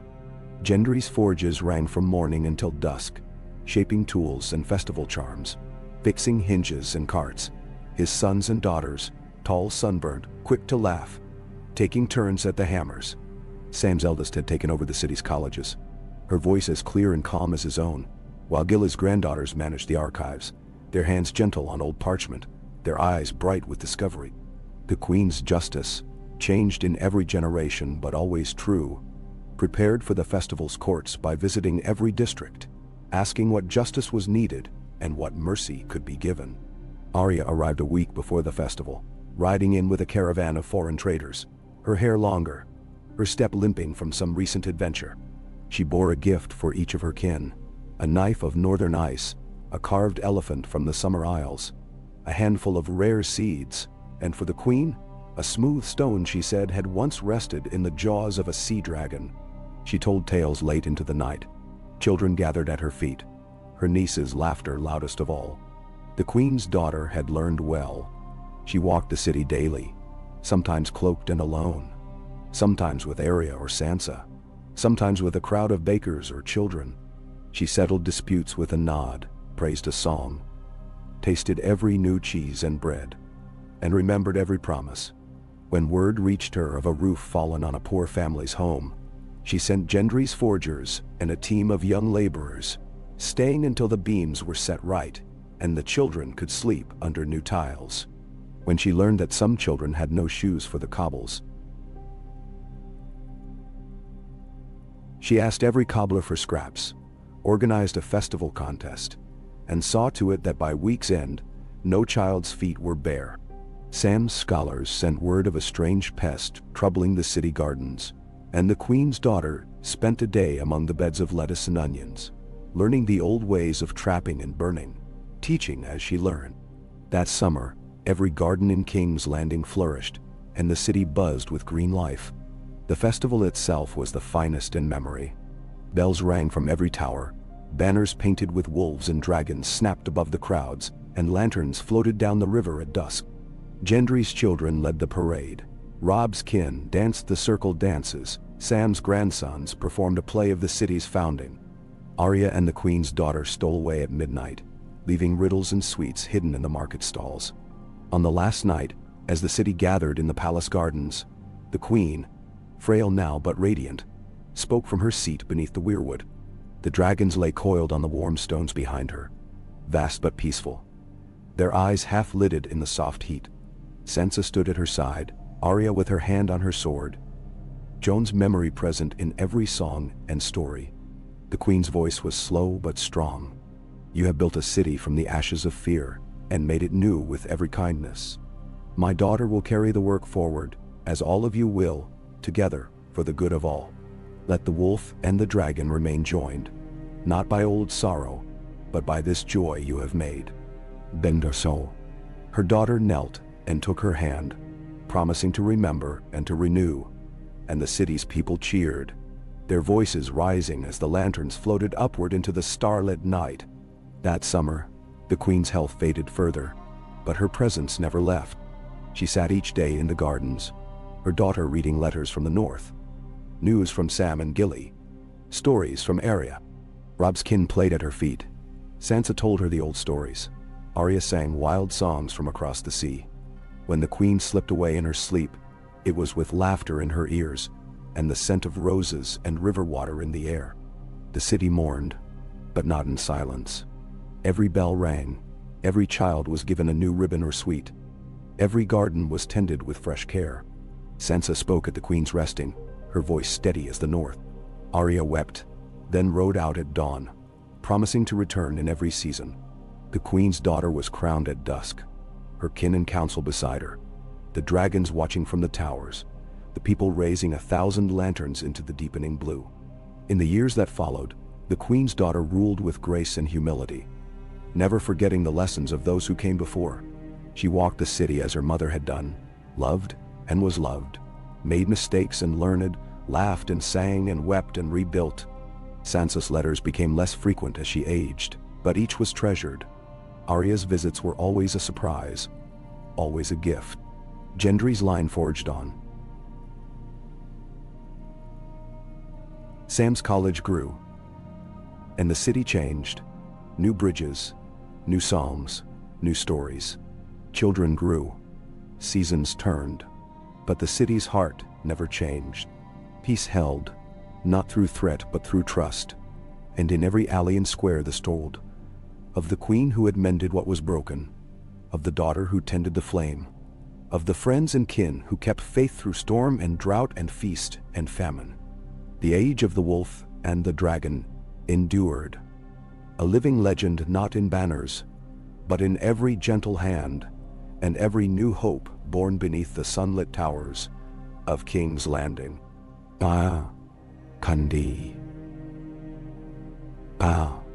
The summer grew long and lazy, the sun heavy on the city's stones, dust motes glittering in every shaft of light through palace windows and alleyways alike.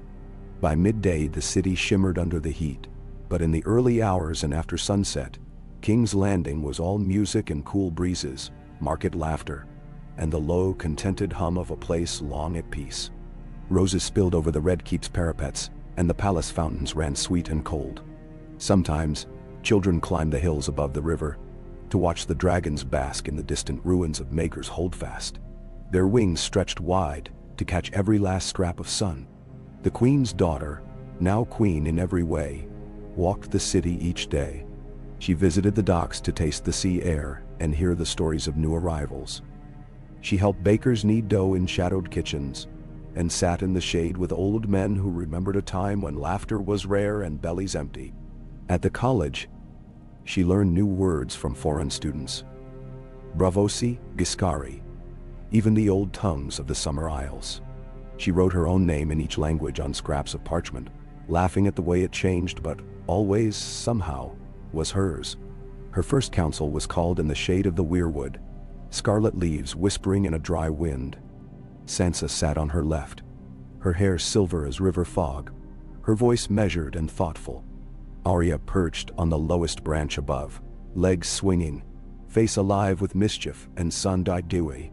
Robb's kin arrived by boat, and Sam's grandchildren carried books and herbs and lists of things needing mending. Gendry's family sent a runner. There was trouble with a stubborn well, a forge door stuck, and a wheelbarrow race that needed referees.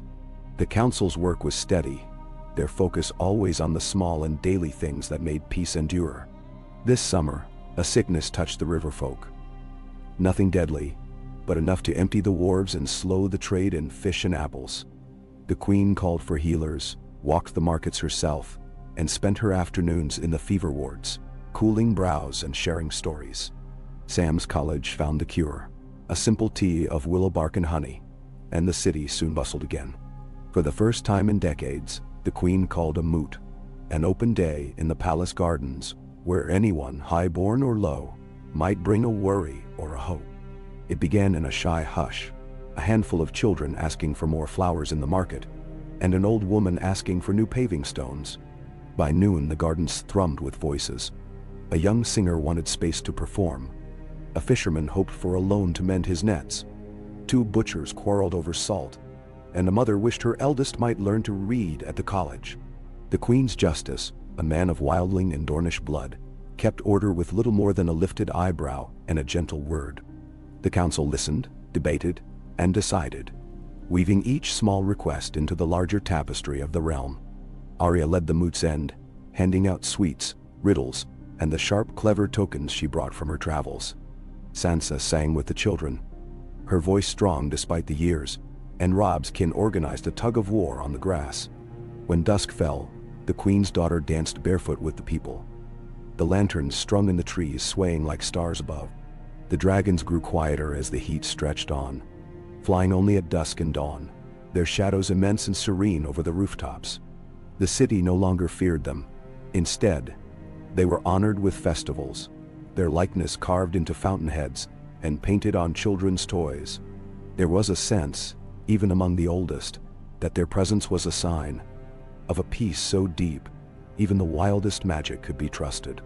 In the north, Sansa wrote of brief, bright summers and long twilights, of gardens heavy with currants and geese fattened for autumn. She sent crates of berries and the first silver salmon, news of a wedding in White Harbor, and a song written by one of Robb's youngest, now a bard of some renown. Her letters spoke of peace as something living, always needing to be fed, watered, and cherished, as much in small villages as in the halls of kings. Arya's comings and goings were as unpredictable as ever. She slipped away before the festival to chase a rumor of a lost direwolf pack in the far west, leaving behind a cloak of sealskin for her niece and a tiny dagger carved from driftwood. When she returned, months later, she brought stories of new lands, a sailor's compass, and advice that rang as sharp as ever. Never trust a map drawn by a man who's never been lost. The queen's daughter, ruling now in full, gathered these lessons. Her council grew. Young women and men from every province, a healer from Dorne, a sailor's daughter from Old Town, the clever boy who had won the Moot's poetry contest. She listened more than she spoke, and the city thrived beneath her care. One evening, as autumn approached, a storm rolled over Blackwater Bay, lightning crowning the city's towers, and rain lashing the palace windows. The queen sat with Sansa and Arya, with Gendry's kin and Sam's grandchildren, telling stories by the fire. They remembered Daenerys, her fierce hopes and soft hands, her dragons and her dreams. They spoke of Jon, whose memory lived in every lesson of patience and in every act of mercy. The queen's daughter listened, feeling in her chest the weight and blessing of inheritance. When the storm passed, the city glistened, and the air rang with birdsong. A new year began. Sansa rode north with her family. Arya set sail again, and the queen's daughter woke before dawn, climbed the palace towers, and looked out over the city her family had made. She saw children running to market, bakers shaping bread, the dragons on the heights, the banners in the wind. She heard the bells ring and the voices rise, songs of hope, prayers for rain, stories of love and longing and laughter. She knew, as her mother had, that peace was not a treasure to be locked away, but a seed to be sown, a task never finished, always renewed. So the age of wolf and dragon endured, not as a single victory, but as 1,000 gentle triumphs woven through every day.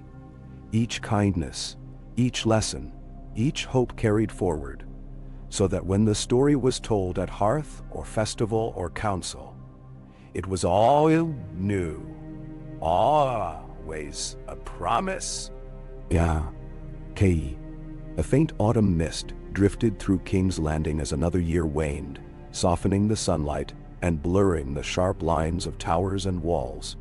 The city wore its peace like an old cloak, patched but well-loved, its scars hidden beneath the vibrant hues of harvest and festival. The smell of apples, honey, and new-baked bread curled in the air. The river moved slow and content, heavy with trade barges and lanterns bobbing at dusk. At the palace, leaves tumbled from the weirwood, swirling scarlet and gold in the courtyards. Children gathered them into armfuls, their laughter echoing among the statues and ancient stones. The queen's daughter, sole ruler now but never alone, walked the dawn-lit city every day. She paused to speak with boatmen unloading crates of pomegranates, with old women tending chickens in rooftop gardens, with children who chased each other through the alleys.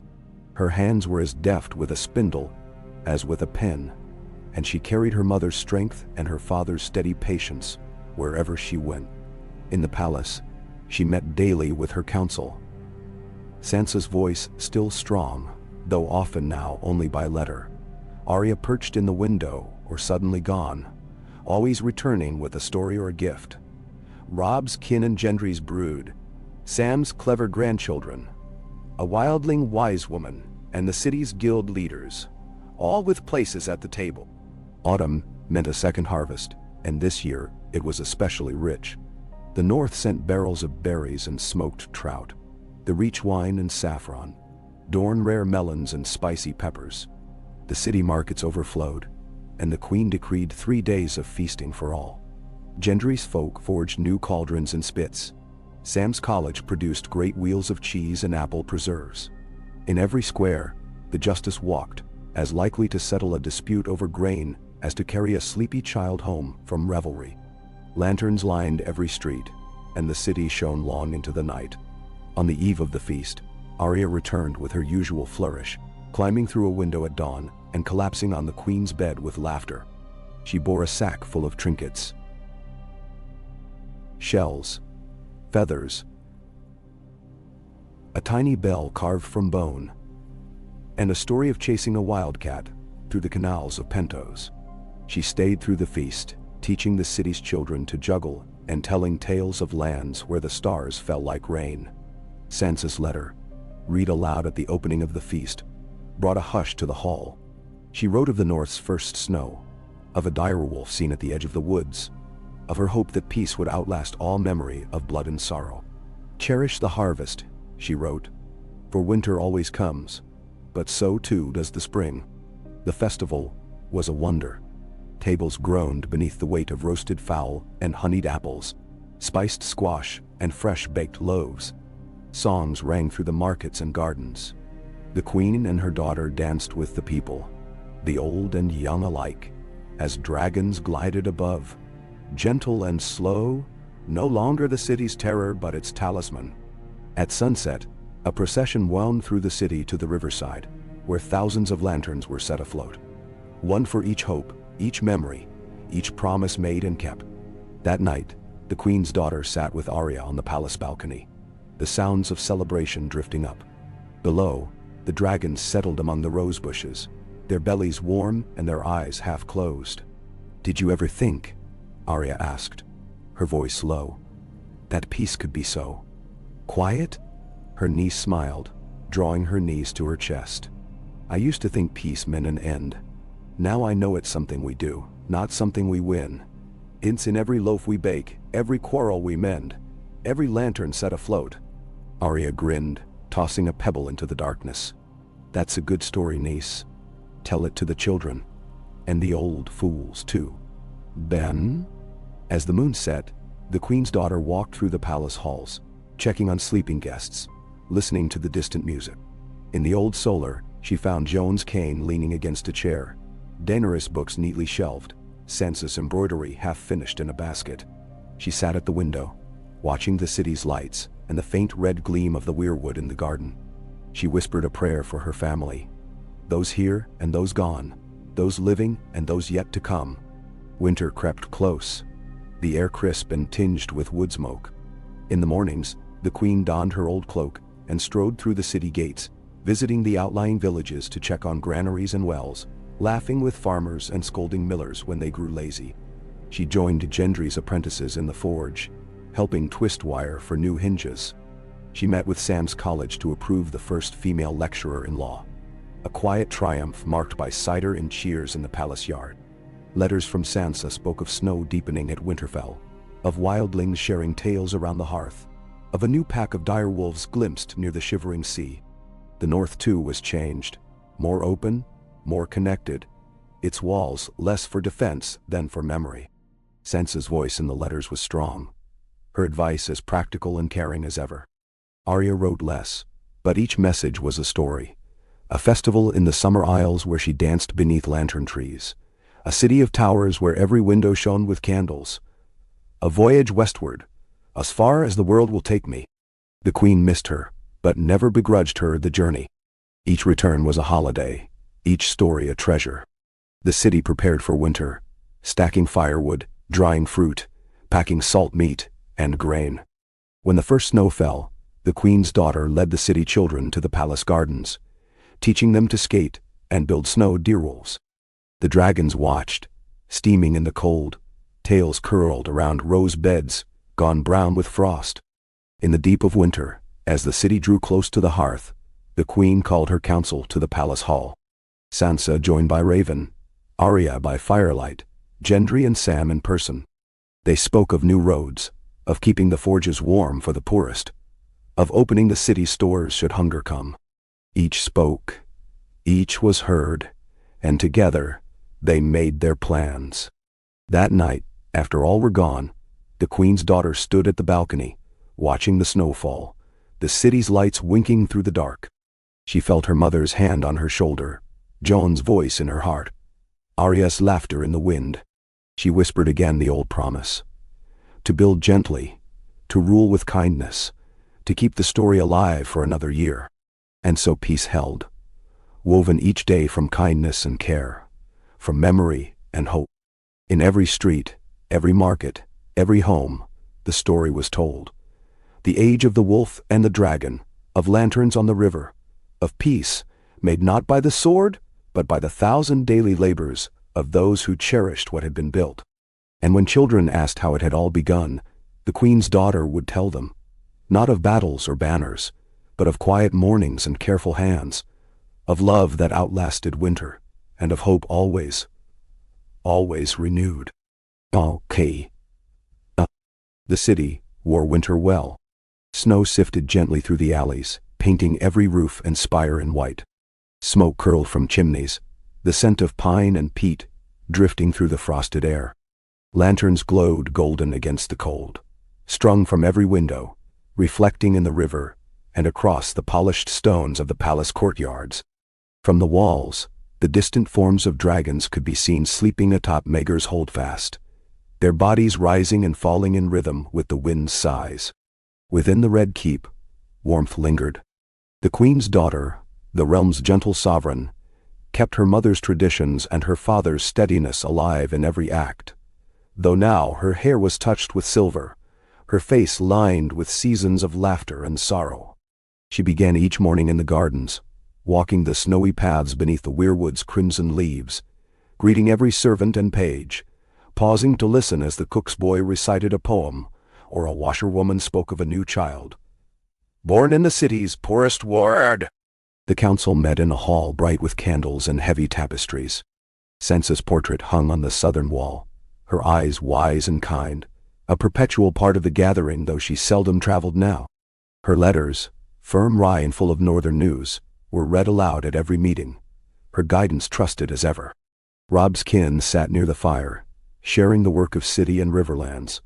Sam's granddaughter, a learned and compassionate woman, kept the books and corresponded with healers, as far as Bravos and Dorne. Gendry's sons oversaw the city's winter labor, organizing repairs and sharing out firewood to those in need.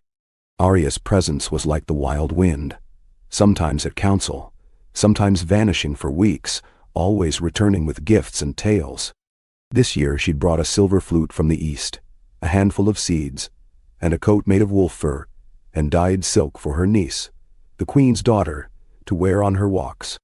She told stories by firelight, thrilling the children, then slipped away again to chase rumors of a shipwreck on the stepstones, or a lost treasure in the ruins of Valyria. Each day, the queen's daughter visited the city, never too proud for a humble errand.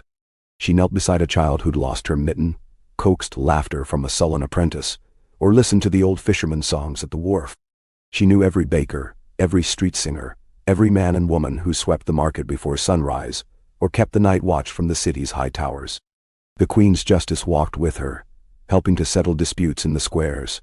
A quarrel over bread, a question of land, a wedding not yet blessed. She left her mark not through decree, but through listening, remembering, returning. Winter feasts became the rhythm of city life. Every week, a different district welcomed the queen and her council, offering what they had: a stew spiced with dried peppers from Dorne, flatbread from the river folk, a cask of apple brandy from the north. Songs were sung, riddles traded, and the youngest dared each other to touch a dragon's sleeping tail in the palace gardens. Sam's scholars lectured on the wonders of the world, and Gendry's grandchildren led games of strength and skill. The city's children, many now the children of peace, took on the queen's example with pride. They shoveled snow from stoops, carried baskets for the old, visited the sick with broth and sweet rolls. The queen's daughter often found them watching the dragons from behind the garden hedges, or building snow direwolves and dragons side by side, bright scarves marking out each house in the game. Sansa's letters spoke of deep snows at Winterfell, of wildlings bringing gifts of furs and pine nuts, of wolves howling at the moon. She wrote of peace as something fragile and holy, a glass sculpture, beautiful, breakable, but able to be remade if held in gentle hands. Arya's rare missives described sea storms, cities full of light, and her promise to return for spring. As the cold deepened, the queen's daughter called a gathering in the palace, summoning every counselor, craftsman, merchant, and village elder who could be spared. In the great hall, fires blazed and tables groaned with bread, roast game, and winter apples. The council debated new roads, the best way to store grain against hunger, and how to keep the forges burning. The queen listened, asked questions, settled the greatest quarrels with humor or a word from Sansa's latest letter. Arya arrived on the eve of the longest night, bringing a bag of strange coins and a tale of a far northern port where the stars never faded. She stayed to help plan the city's winter festival, a celebration of survival and hope, of old gods and new, of lanterns and laughter. The festival grew to include every guild, every faith, every district. Lanterns floated down the river, their lights mirrored in the still water. Bonfires burned in the squares. The queen and her daughter led a dance through the gardens, Arya tossing handfuls of rose petals, Gendry's kin beating the drums. On the night of the festival, the dragons stirred and circled above, flames painting the snow gold and pink. The queen's daughter stood at the head of her people, lantern in hand, and spoke. "We have endured winters together, learned to trust and share, to honor those who built this peace and those who will keep it after us. This city, this realm, is our common hope." After the dancing and stories, after Sansa's letter was read, and Arya played a haunting tune on her silver flute, the queen's daughter lingered in the gardens, watching the last lanterns drift away.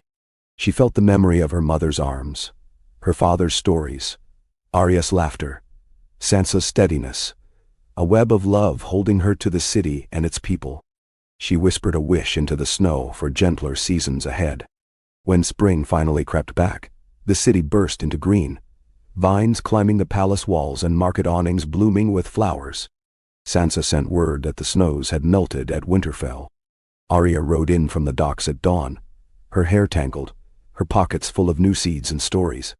The queen's daughter, now queen and matriarch, walked the city with a younger cousin at her side, showing her how to listen, how to ask, how to mend. So, the cycle began again. Peace held not by sword, but by care, by memory, by every hand that built, taught, fed, forgave. The queen's daughter grew older, and new voices joined her at council, new laughter ringing through the palace halls. The dragons watched from their towers, the city's bells rang for weddings and new births, and the lanterns returned each winter to float away the old fears. When children asked about the age of wolf and dragon, the queen's daughter would tell them, "Peace was never perfect, nor forever, but always possible, so long as the story was remembered, and hope, like the river, never stopped flowing. Spring came earlier than anyone remembered, as if the realm itself wished to shake off winter's hush and return the city to full bloom. The air was fragrant with lilac and apple blossom. New grass unfurled on every lawn, and the city's fountains bubbled clear and swift again after long months of ice. On the walls of the Red Keep, doves nested among the carved dragons. From the palace gardens, the weirwood's crimson canopy seemed to dance in every breeze. The queen's daughter, now queen and grandmother both, rose with the dawn, joints stiff but eyes bright, ready for each day's gentle labors. She was never alone. A crowd of grandchildren often raced ahead through the halls, bearing fresh-baked bread, letters from the north, or the first shy violets of the season. Sometimes Arya's wildest great-niece, newly returned from the seas, would leap the garden wall, her boots muddy, her hair a wind-blown banner, demanding breakfast and a story before the council bell rang. The palace itself was bustling, full of warmth and music. Sansa's last letters, read aloud each week by the fire, lingered in memory, her wisdom distilled into proverbs, her kindness echoed in 100 small traditions. Her passing in the deep of winter had left the north in mourning, but Winterfell's halls were full, its wildlings and northerners alike planting new crops, repairing the old towers, singing the old songs. Each spring, a delegation of Stark-kin wildlings and friends traveled south for a week of feasting, bringing stories, laughter, and gifts. The Queen's Council always reserved an empty chair for Sansa, and her advice was invoked with affection whenever a question of patience or mercy arose. This spring, Sam's great-grandchildren opened a new college wing, built from pale stone and glass, filled with books and scrolls in a dozen tongues. Gilly's descendants welcomed every student, whether high-born or street-swept, and the new garden, full of wild herbs, was tended by children from every ward. The Queen herself often visited, sometimes with the youngest at her side, learning the names of every flower and encouraging every question. Gendry's family, ever practical, sent a wagon-load of clever devices, pumps for wells, locks for storerooms, even a new sort of clock for the city's towers. The city's bakers prepared sweet rolls for the Queen's great-grandchildren, stuffing them with apples and honey, and the butchers shared smoked meats and the first early trout from the river. Every market stall seemed brighter, the coins newer, the laughter louder as the city leaned into the promise of long days. Arya's comings and goings remained unpredictable. Sometimes she would vanish for months, sailing west with a merchant fleet, or slipping north to visit the farthest wildlings. When she appeared, it was always with gifts: an ivory comb from beyond the summer sea, a fistful of silver coins stamped with unknown kings, a song half remembered from a foreign tavern. She taught the Queen's great-grandchildren to climb the orchard walls, to read the sky, and to tie 100 different knots. Her stories were repeated in every alley and at every hearth. As the sun rose higher, the city held its annual spring moot in the gardens of the Red Keep. The Queen's daughter presided from a chair of simple wood, her hair caught up in a coronet of spring flowers. Beside her, the youngest counselor, one of Arya's brood, sharp and fearless, kept the list of supplicants. The line stretched long, a cobbler requesting more benches in the square, a mother wishing for free milk for infants, a fisherman with an idea for a new kind of net, 3 children offering a plan for a race through the city's rooftops at midsummer. Each was heard with patience, laughter, or gentle wisdom. The Queen's Justice, now a kindly-faced woman from Dorne, made quick work of disputes, her fairness as trusted as the city's sunrise. One afternoon, the Queen's daughter walked to the river's edge with her eldest grandson, whose own son toddled beside them. Together, they watched the barges slip past, laden with barrels of cider and salt, the sunlight glimmering on the water. You must remember, peace is a net you mend every day. Some will try to tear holes in it, but if we are watchful, if we are kind, it will always hold. As the city readied for the flower festival, the Queen's daughter visited every ward, often with Arya or Gendry's kin beside her. They helped string garlands, listened to plans for the great pageant, and settled a dozen little quarrels. A merchant's late payment, two boys' squabble over a dog, a baker's complaint about broken paving stones. She praised a new mural in the artists' quarter, admired the Queen's justice leading the city children in games, and joined the chorus rehearsing the festival's closing song. When the flower festival began, the city erupted in color. Every window held a bouquet. Every bridge was draped with green and gold. In the squares, dancers wove ribbons, and the youngest of the Queen's family crowned her with a wreath of daisies and violets. The dragons, now grown gentle with the years, circled above at sunset, their shadows trailing across the river as the city cheered. The Queen's daughter watched the celebration from the palace terrace, Arya leaning on the railing at her side. "You know," Arya said, grinning, "the first festival I remember was held with half the city in ruins, and no one sure if the next year would even come. Look at them now." The Queen's daughter nodded, her eyes bright with tears and pride. "We built this out of memory, out of hope, out of each other. Not alone, never alone." After dark, lanterns floated down the river, carrying wishes for another year of peace. Sam's great-grandchildren led a chorus in the college gardens, their voices carrying across the city. Gendry's kin played pipes and drums, and Arya told stories to a crowd of children huddled close. In the quiet after midnight, the Queen's daughter returned to the palace gardens, her great-grandchildren trailing behind, sleep-heavy and happy. That spring's peace lasted through summer, and into the first hint of autumn. In every home and every heart, the story was alive.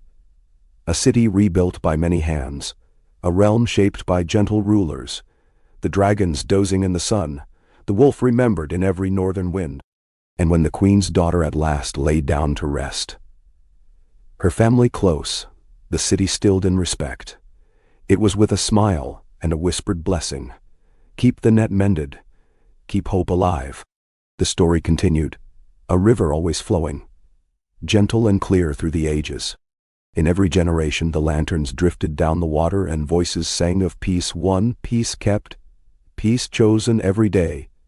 So the age of the wolf and the dragon never truly ended, but endured, bright as dawn, for all the children yet to come. The long gentle summer stretched into another, and another, years passing in a golden, almost dreamlike sequence. Time worked its subtle changes in King's Landing and across the realm, not as a sudden storm or a conqueror's blade, but as the steady growth of a garden tended by loving hands. Each season's end brought another harvest, another festival, another telling of the old stories, how wolf and dragon together had tamed an age of sorrow and planted 1,000 seeds for peace. The Queen's daughter's reign had become a tapestry woven with many threads, each vibrant and distinct. In her old age, she moved with deliberate care, her hair all white now, her face lined and open, her eyes bright with wisdom and memory. She presided less often from a throne than from benches in the palace gardens, or from a chair at the head of long communal tables in the market squares. It was here, surrounded by her children, grandchildren, and even great-grandchildren, that she listened to the realm's cares and joys. She remembered every name and every loss. Her presence, once a force, was now a comfort, soft, persistent, and binding. Sansa's passing had left a hollow in the north and in the Queen's council. Each year, when the Northmen and wildlings rode south for spring or autumn, her memory was honored by a night of song, stories, and gentle silence. Her great-nieces and nephews wore wolf pelts on festival days, their voices raised in old stark harmonies. Sansa's granddaughter ruled Winterfell now, a woman calm as snowfall, patient as stone, and twice each year she wrote to her southern cousins, her careful words filled with affection and tidings of peace. Arya's wanderings became shorter, her returns more frequent, though she would never settle. She grew gray, her limbs growing stiffer, but her wit and laughter were undimmed. She brought gifts from the ends of the earth, amber beads, carved bone, wild tales of summer islands and distant ports. The city's children, now children of peace, chased her through the alleys, begged her for sword lessons, and competed to see who could repeat her riddles and songs most cleverly. Sam's college flourished. A new wing was built along the river, filled with glasswork and sun, its garden open to all. Gilly's granddaughters ran the kitchens and the nursery, while the queen's great-grandchildren, dark-haired and fair, learned to read beside the city's orphans and merchant sons. The city's healers, once scattered, had become a guild. Every season saw new remedies, new ideas, a new sense of pride. When the queen or her daughter walked the wards, the sick cheered them. The old pressed blessings into their hands. Gendry's line, still strong and broad-shouldered, with the easy smiles and iron hands of their founder, oversaw the city's forges and the upkeep of every gate and bridge. Their daughters, as often as sons, led teams of smiths, inventing new tools for the kitchens, designing clever locks for storerooms, building great wagons to ferry wood and food from the countryside. The queen's grandchildren learned early to hammer nails and set stones, to respect the work of every craft. Each summer, the flower festival crowned the city. The market squares were strewn with petals, fountains overflowing with blossoms, ribbons and bells hung from every tree.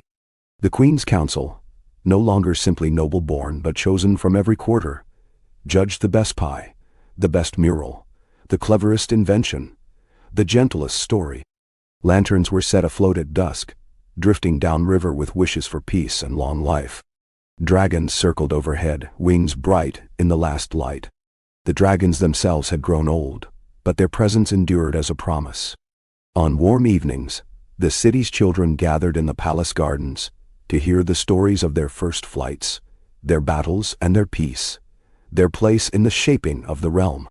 The queen's great-great-grandson, a boy with hair dark as ink and eyes like dawn, dreamed of one day riding a hatchling, though most believed the dragons had grown too wise to fly with anyone but the wind itself. The queen's daughter, now the realm's eldest living memory, found joy in the simplest things: a bowl of cherries, the giggle of her youngest kin, the feel of cool grass beneath her feet. She told stories every evening on the palace terrace, Arya at her side, Gendry's grandchildren and Sam's scholars listening with rapt attention. She told of a city once nearly broken by fire and fear, of a north nearly lost to ice and silence, of Daenerys and Jon, Sansa and Arya, Robb and Gendry, Sam and Gilly, of friends and loves and trials, and above all, the long, slow work of building a better world. As her strength waned, the queen's daughter summoned her kin, her council, her people. She charged them to keep what had been made, to remember the cost, to value gentleness and forgiveness above pride and gold. She asked her youngest to walk the city's streets, to listen as she had listened, to return every greeting and right every small wrong. On her last day, she lay in the gardens beneath the weirwood, Arya's hand in hers, her family gathered close, the city holding its breath. When she passed, every bell in King's Landing rang, and every house, from the grandest tower to the humblest hovel, lit a candle in her honor. Sansa's granddaughter led the northern delegation. Gendry's kin bore flowers and gifts. Sam's great-grandchildren sang. Arya stood silent, her eyes shining. The queen's great-granddaughter, crowned beneath the weirwood's red leaves, spoke not of conquest or greatness, but of the everyday labors of peace. We build each day what we hope our children will inherit. We forgive, we listen, we mend. We tell the stories, and we keep the flame. We tell the stories and we keep the flame. Years passed. The city changed, but never forgot. New roads were built, old walls mended, the dragons watched and the stories endured.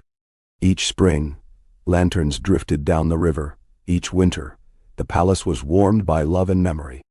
In every home, the tale was retold, of the age of wolf and dragon, of peace and hope, of the simple daily miracles that had saved them all.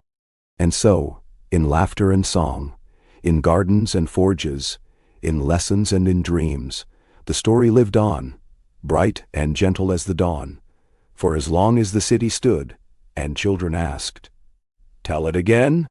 Inda, Ayi, Peishmal, and Dentur. Summer faded, not with thunder or frost, but with slow gold and the patient turning of leaves. The city glowed beneath a sky of lazy clouds and drowsy light, the river gentle and full, the rooftops fragrant with drying herbs and late roses. The sound of children at play, of hammers on new timber, of laughter and music drifting from every tavern, carried through King's Landing from dawn until well past midnight. Dragons dozed on sun-warmed ramparts. The Queen's line endured, the old banners of wolf and dragon flown as much from love as from memory. The new queen, the Queen's great-granddaughter, quick-witted and patient, ruled as she had learned, not from behind closed doors, but in the gardens, in the markets, in the busy lanes and by the wells. Her counsel was a living thing, woven from city folk and scholars, smiths and merchants, wildlings and distant kin. The Queen herself, often laughing, sometimes stern, moved easily among her people. She brought Gendry's kin to judge the summer's best plough, Sam's grandchild to hear pleas for justice, and Arya's sharpest great-niece to teach self-defense to palace pages. She walked the city at first light, hair bound in braids, her boots dusty and strong. In the poorest ward, she stopped to help a boy repair his cart. In the merchant's quarter, she tasted a new honey cake and praised the baker before a crowd. She listened to the street singers, to the complaints of old stonemasons, to the giggles of girls learning letters at the college. Every name was remembered, every grief noted, every joy shared. Her mother's gentle wisdom, her great-grandmother's steel, her Aunt Arya's restless spirit, all lived in her voice and in her hands. This was an age that moved forward without forgetting. Each season, Sansa's legacy came down from the north. Barrels of ice wine, fir cones and birchwood toys, songs of wolves and harvest. The Starks sent a new generation every spring to study at Sam's college, to serve a turn in the Queen's gardens, or to learn the ways of peace in the city's great houses. When the Festival of Lanterns came, wildlings and Northmen arrived with gifts and stories, crowding the city with their laughter. Arya herself, old and fierce, and never truly tamed, still arrived at unexpected hours, sometimes by ship, sometimes by horse, sometimes with a pocketful of seeds or a scrap of rare silk. She told the children tales of sea queens and wandering wolves, of lost cities and found kin. She lingered longer now, letting her wildest kin run in the palace orchards and wrestle with the dragon's tails. Sam's college had become the city's heart, a place where lowborn and noble alike learned from the same books, studied in the same gardens, ate the same bread.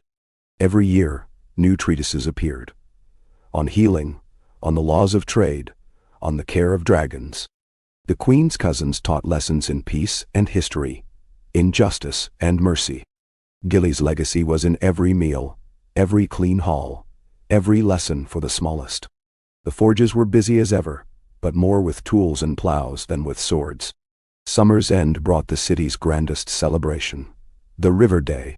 Lanterns hung on every mast, every bridge. Gendry's kin built rafts for the children to race, and Sam's scholars organized a contest of riddles and knowledge. The Queen and Arya presided over the judging of pies and psalms. Wildlings danced with city girls beneath garlands of hops and ivy. At dusk, the dragons flew a lazy circle above the water, their shadows stretching long over the revelers, their calls deep and content. The Queen's council met beneath the weirwood, its red leaves bright in the mellow sun. She listened as a young healer proposed a new hospital for the city's poorest, as a merchant's son worried over grain prices, as a blacksmith's daughter brought plans for a new aqueduct. Every voice was weighed, every plan debated, each answer shaped by memory and hope. At the end of the meeting, the Queen sent her youngest page, Arya's namesake, to deliver a pie to a lonely old woman in the dockside ward, and a letter of thanks to the wildlings who had sent an especially fine cheese. As the first chill brushed the air, the Queen's family gathered in the palace gardens. Arya grayer than ever, her laugh as fierce as the wind. Sam's grandchildren telling stories of distant ports. Gendry's kin carrying mugs of cider and stories of the forges. Starks from the north, tall and strong, their cloaks the color of dusk. They played music and games, baked apples in the fire, and watched the dragons dream under the deepening sky. It was on such a night that the queen spoke to her youngest cousin, sitting together on the grass, faces lit by firelight and stars. You must listen, always, not just to the lords or the wise, but to every child, every laborer, every voice. Peace is not a gift. Peace is a task. We tend it like a garden, every day. Menabar. Her cousin nodded, small hand wrapped in hers. And when winter comes again? Then we remember how many winters we have weathered. We gather close, we share what we have, and we wait for the spring. That is the promise that endures, not just survival but kindness. As the city drifted into autumn, as apples ripened and cider bubbled in the cellars, as the last of the roses turned to hips and gold leaves floated down the river, the queen led her people in a dance through the palace halls. Arya watched, eyes bright with memory. Sam's kin sang the old songs. Gendry's grandsons drummed on the tabletops. The children of city and wild sang and laughed and ran. Each night, as lanterns were snuffed, and the dragons curled together in the soft dust, the city fell to sleep beneath the steadfast watch of the old banners. In every home, the story was retold. How peace had been built and kept. How gentle hands had changed the world.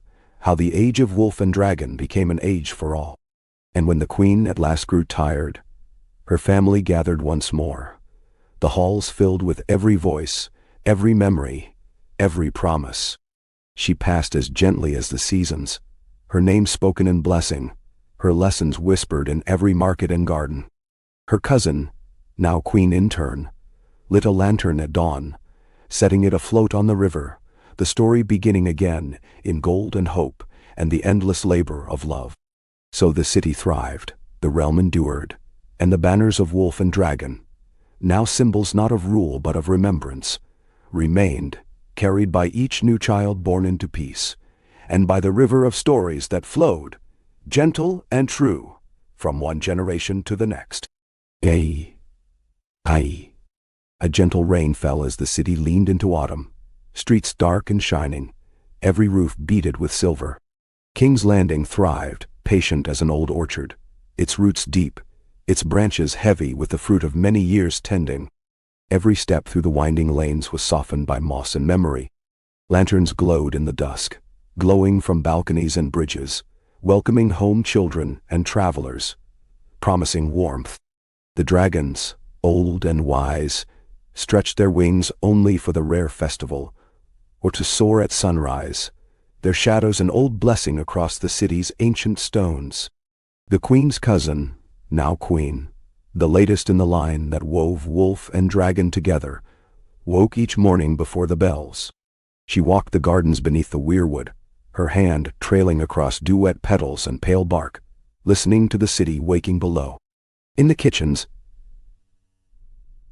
she tasted the day's first bread. In the old solar, she read letters from the north, the riverlands, the distant ports across the narrow sea. She welcomed every voice. Children who brought her a tangle of autumn flowers, old men who argued about roads and taxes, wildlings from the far hills bearing dried fish and carved bone. Her counsel was a tapestry of the city's many threads.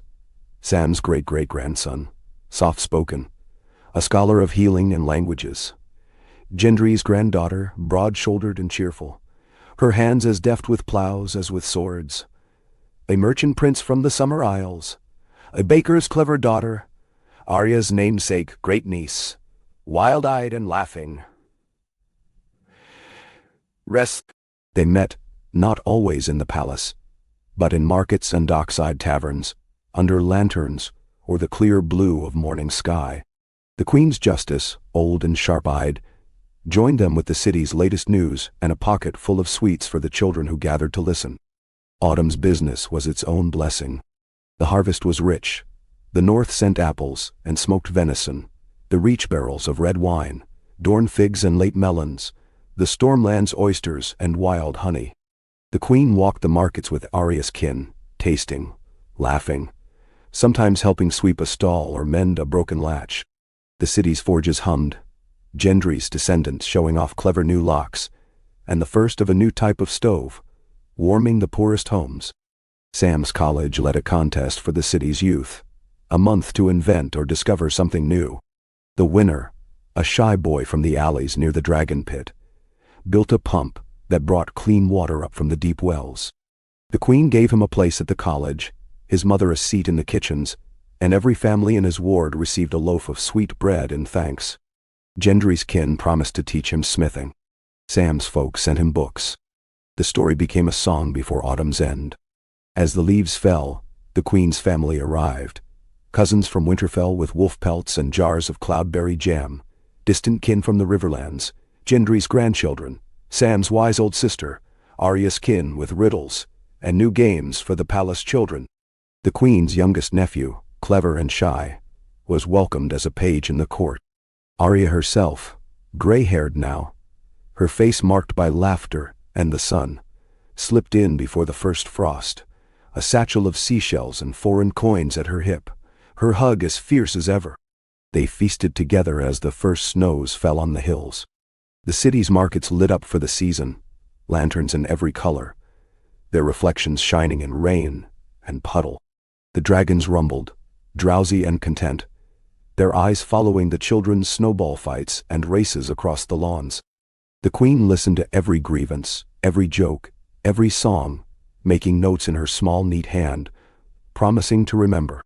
Sansa's memory lingered in the north and in the city.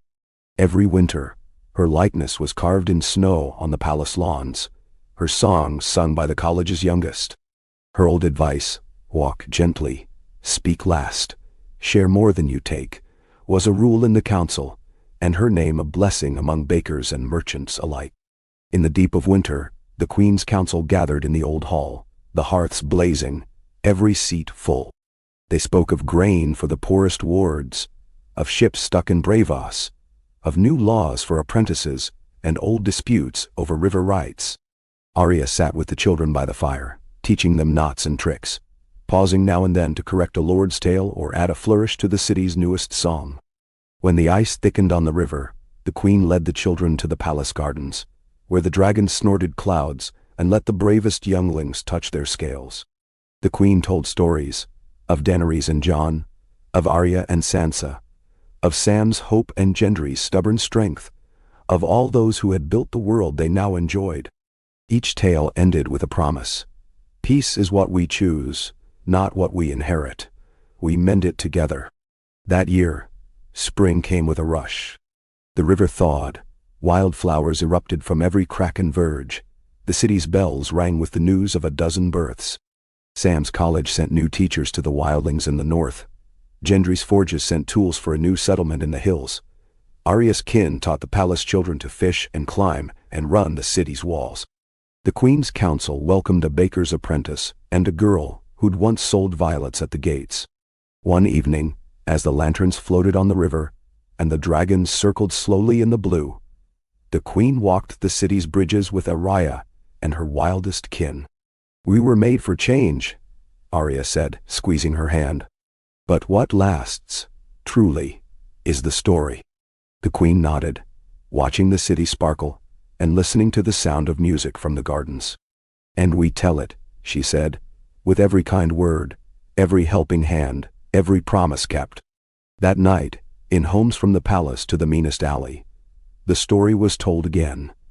How wolf and dragon had ended war with gentleness, how every year brought new voices and new hope, how the city, built by many hands, was held safe not by banners or thrones, but by those willing to remember and to care.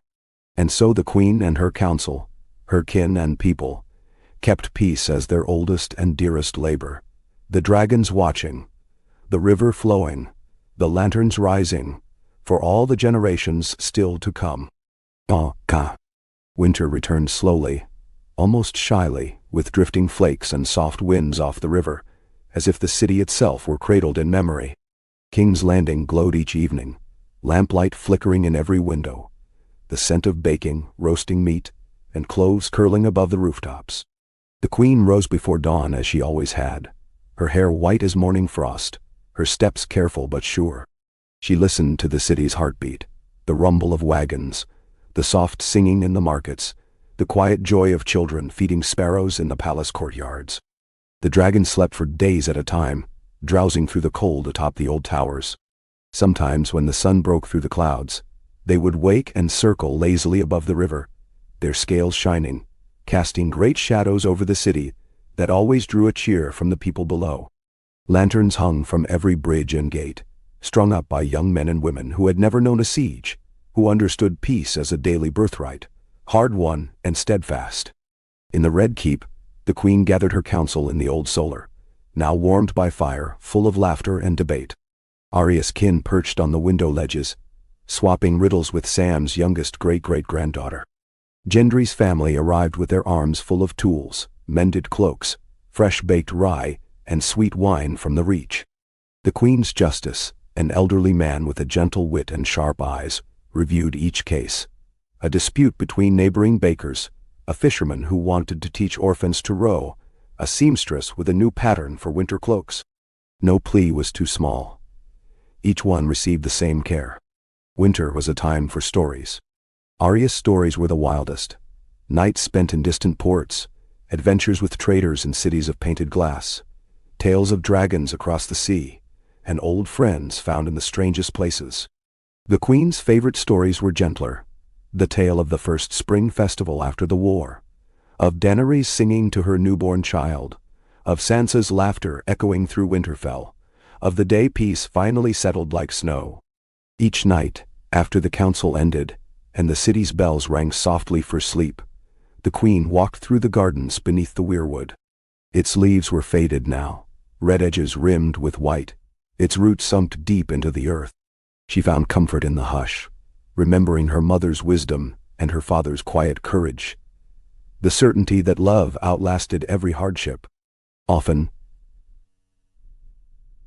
she was joined by a grandchild, or Arya's youngest kin, and together they watched the dragons breathe steam in the moonlight, their warmth rising in shimmering clouds. The city changed with the seasons, but its heart remained. In the darkest months, the palace kitchen stayed open for all. The Queen and her family served hot soup and bread in the Great Hall, and Gendry's kin set up iron stoves in the city's poorest quarters. Sam's scholars taught letters and numbers by candlelight to any who came, and Arya's kin led the children through the snow, teaching them to track rabbits and build shelters from wind and cold. Letters arrived from the north. Sansa's granddaughter wrote of deep snow, wildling children learning the alphabet, wolves running free in the pine forests. The north sent barrels of salted fish, thick furs, and candles made from beeswax and berry oil. In return, the city sent Gendry's clever locks and the Queen's favorite preserves. As the year turned, the Queen called a winter festival. She asked every household, rich or poor, to light a lantern and share a story. At dusk, the city gathered by the river. Arya led the lantern procession, children trailing behind with bells and ribbons. Gendry's grandsons launched little boats painted in wolf and dragon, and Sam's students performed a play about the old days, laughter and applause warming the frosty air. The Queen spoke from the riverbank, her voice strong and clear. We are the keepers of peace, the stewards of hope. We remember those we've lost by living gently, by building and mending and listening. Every kindness is a promise to those who come after us. Afterward, families feasted together. Music filled the squares, and even the dragons rumbled and hummed, their scales catching the firelight. As the festival faded into night, the Queen sat in the solar with Arya, Gendry, Sam's kin, and the youngest children.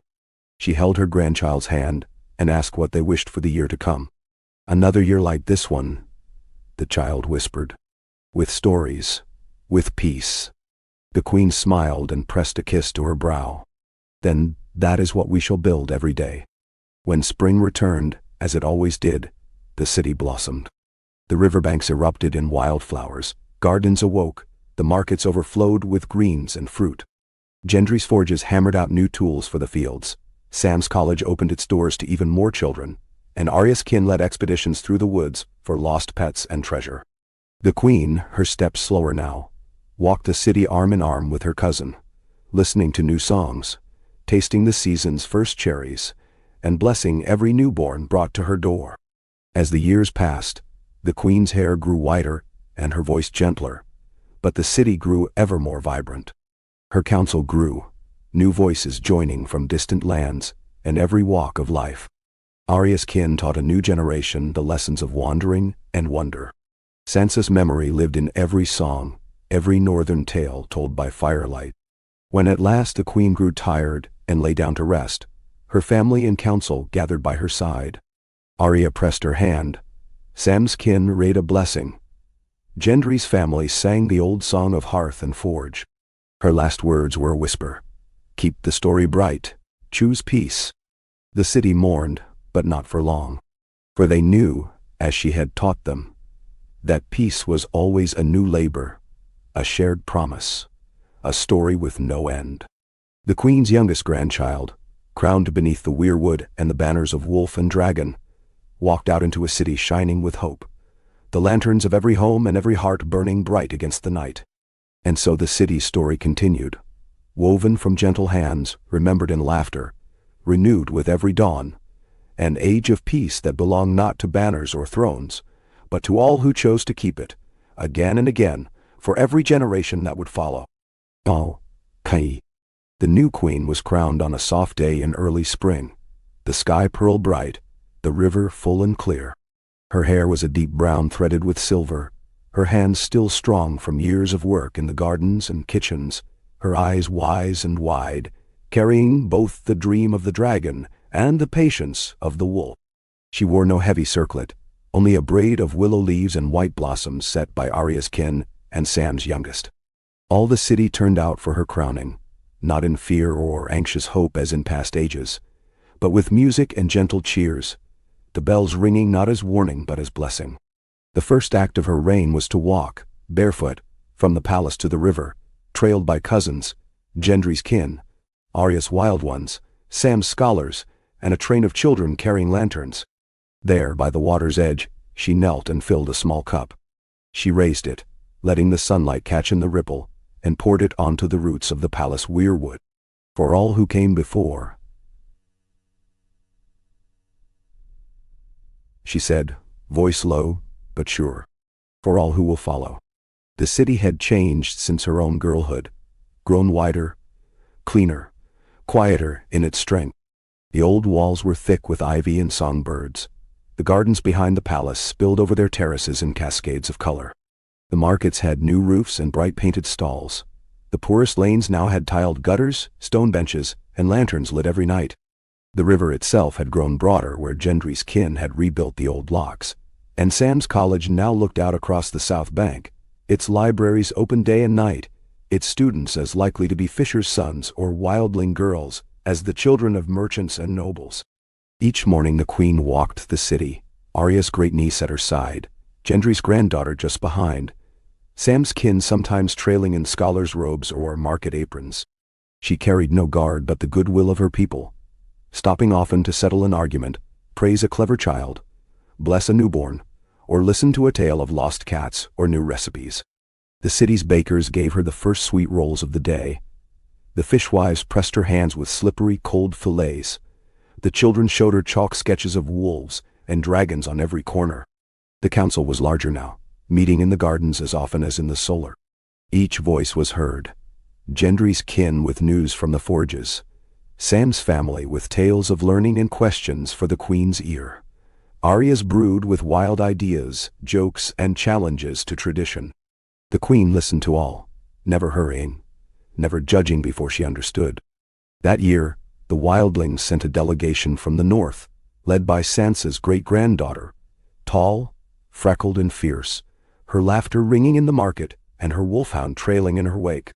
She brought gifts of pine syrup, furs, and seed cakes, and spent a week in the city, riding with Arya's kin and telling stories of snow and the aurora to the children in the college gardens. The bonds between North and South grew ever stronger, more habit than policy, more love than law. The dragons,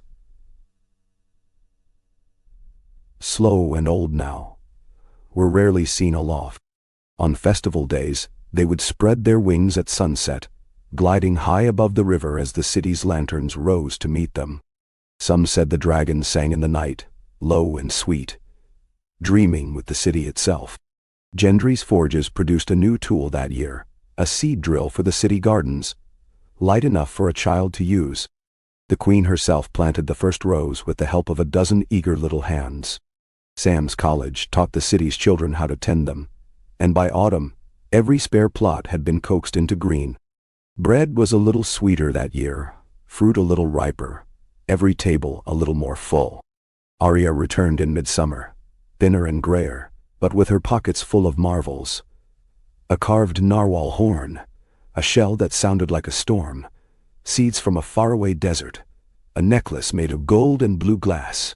She taught the queen's youngest to swim, to climb the city's walls, and to tell truth from trick. She slipped away again at first frost, leaving a riddle carved on the queen's door and a new story in every ward. That winter was gentle, snow falling only on the highest towers and hills. The queen kept the palace kitchens open to all, sharing stews and stories, listening to every rumor and complaint. Gendry's kin helped repair roofs battered by last year's wind. Sam's scholars started a club for city girls who wanted to read Old High Valyrian.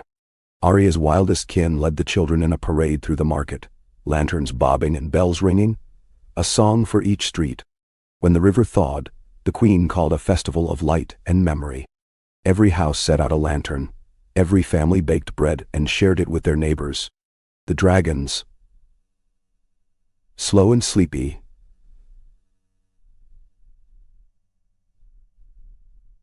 circled once overhead.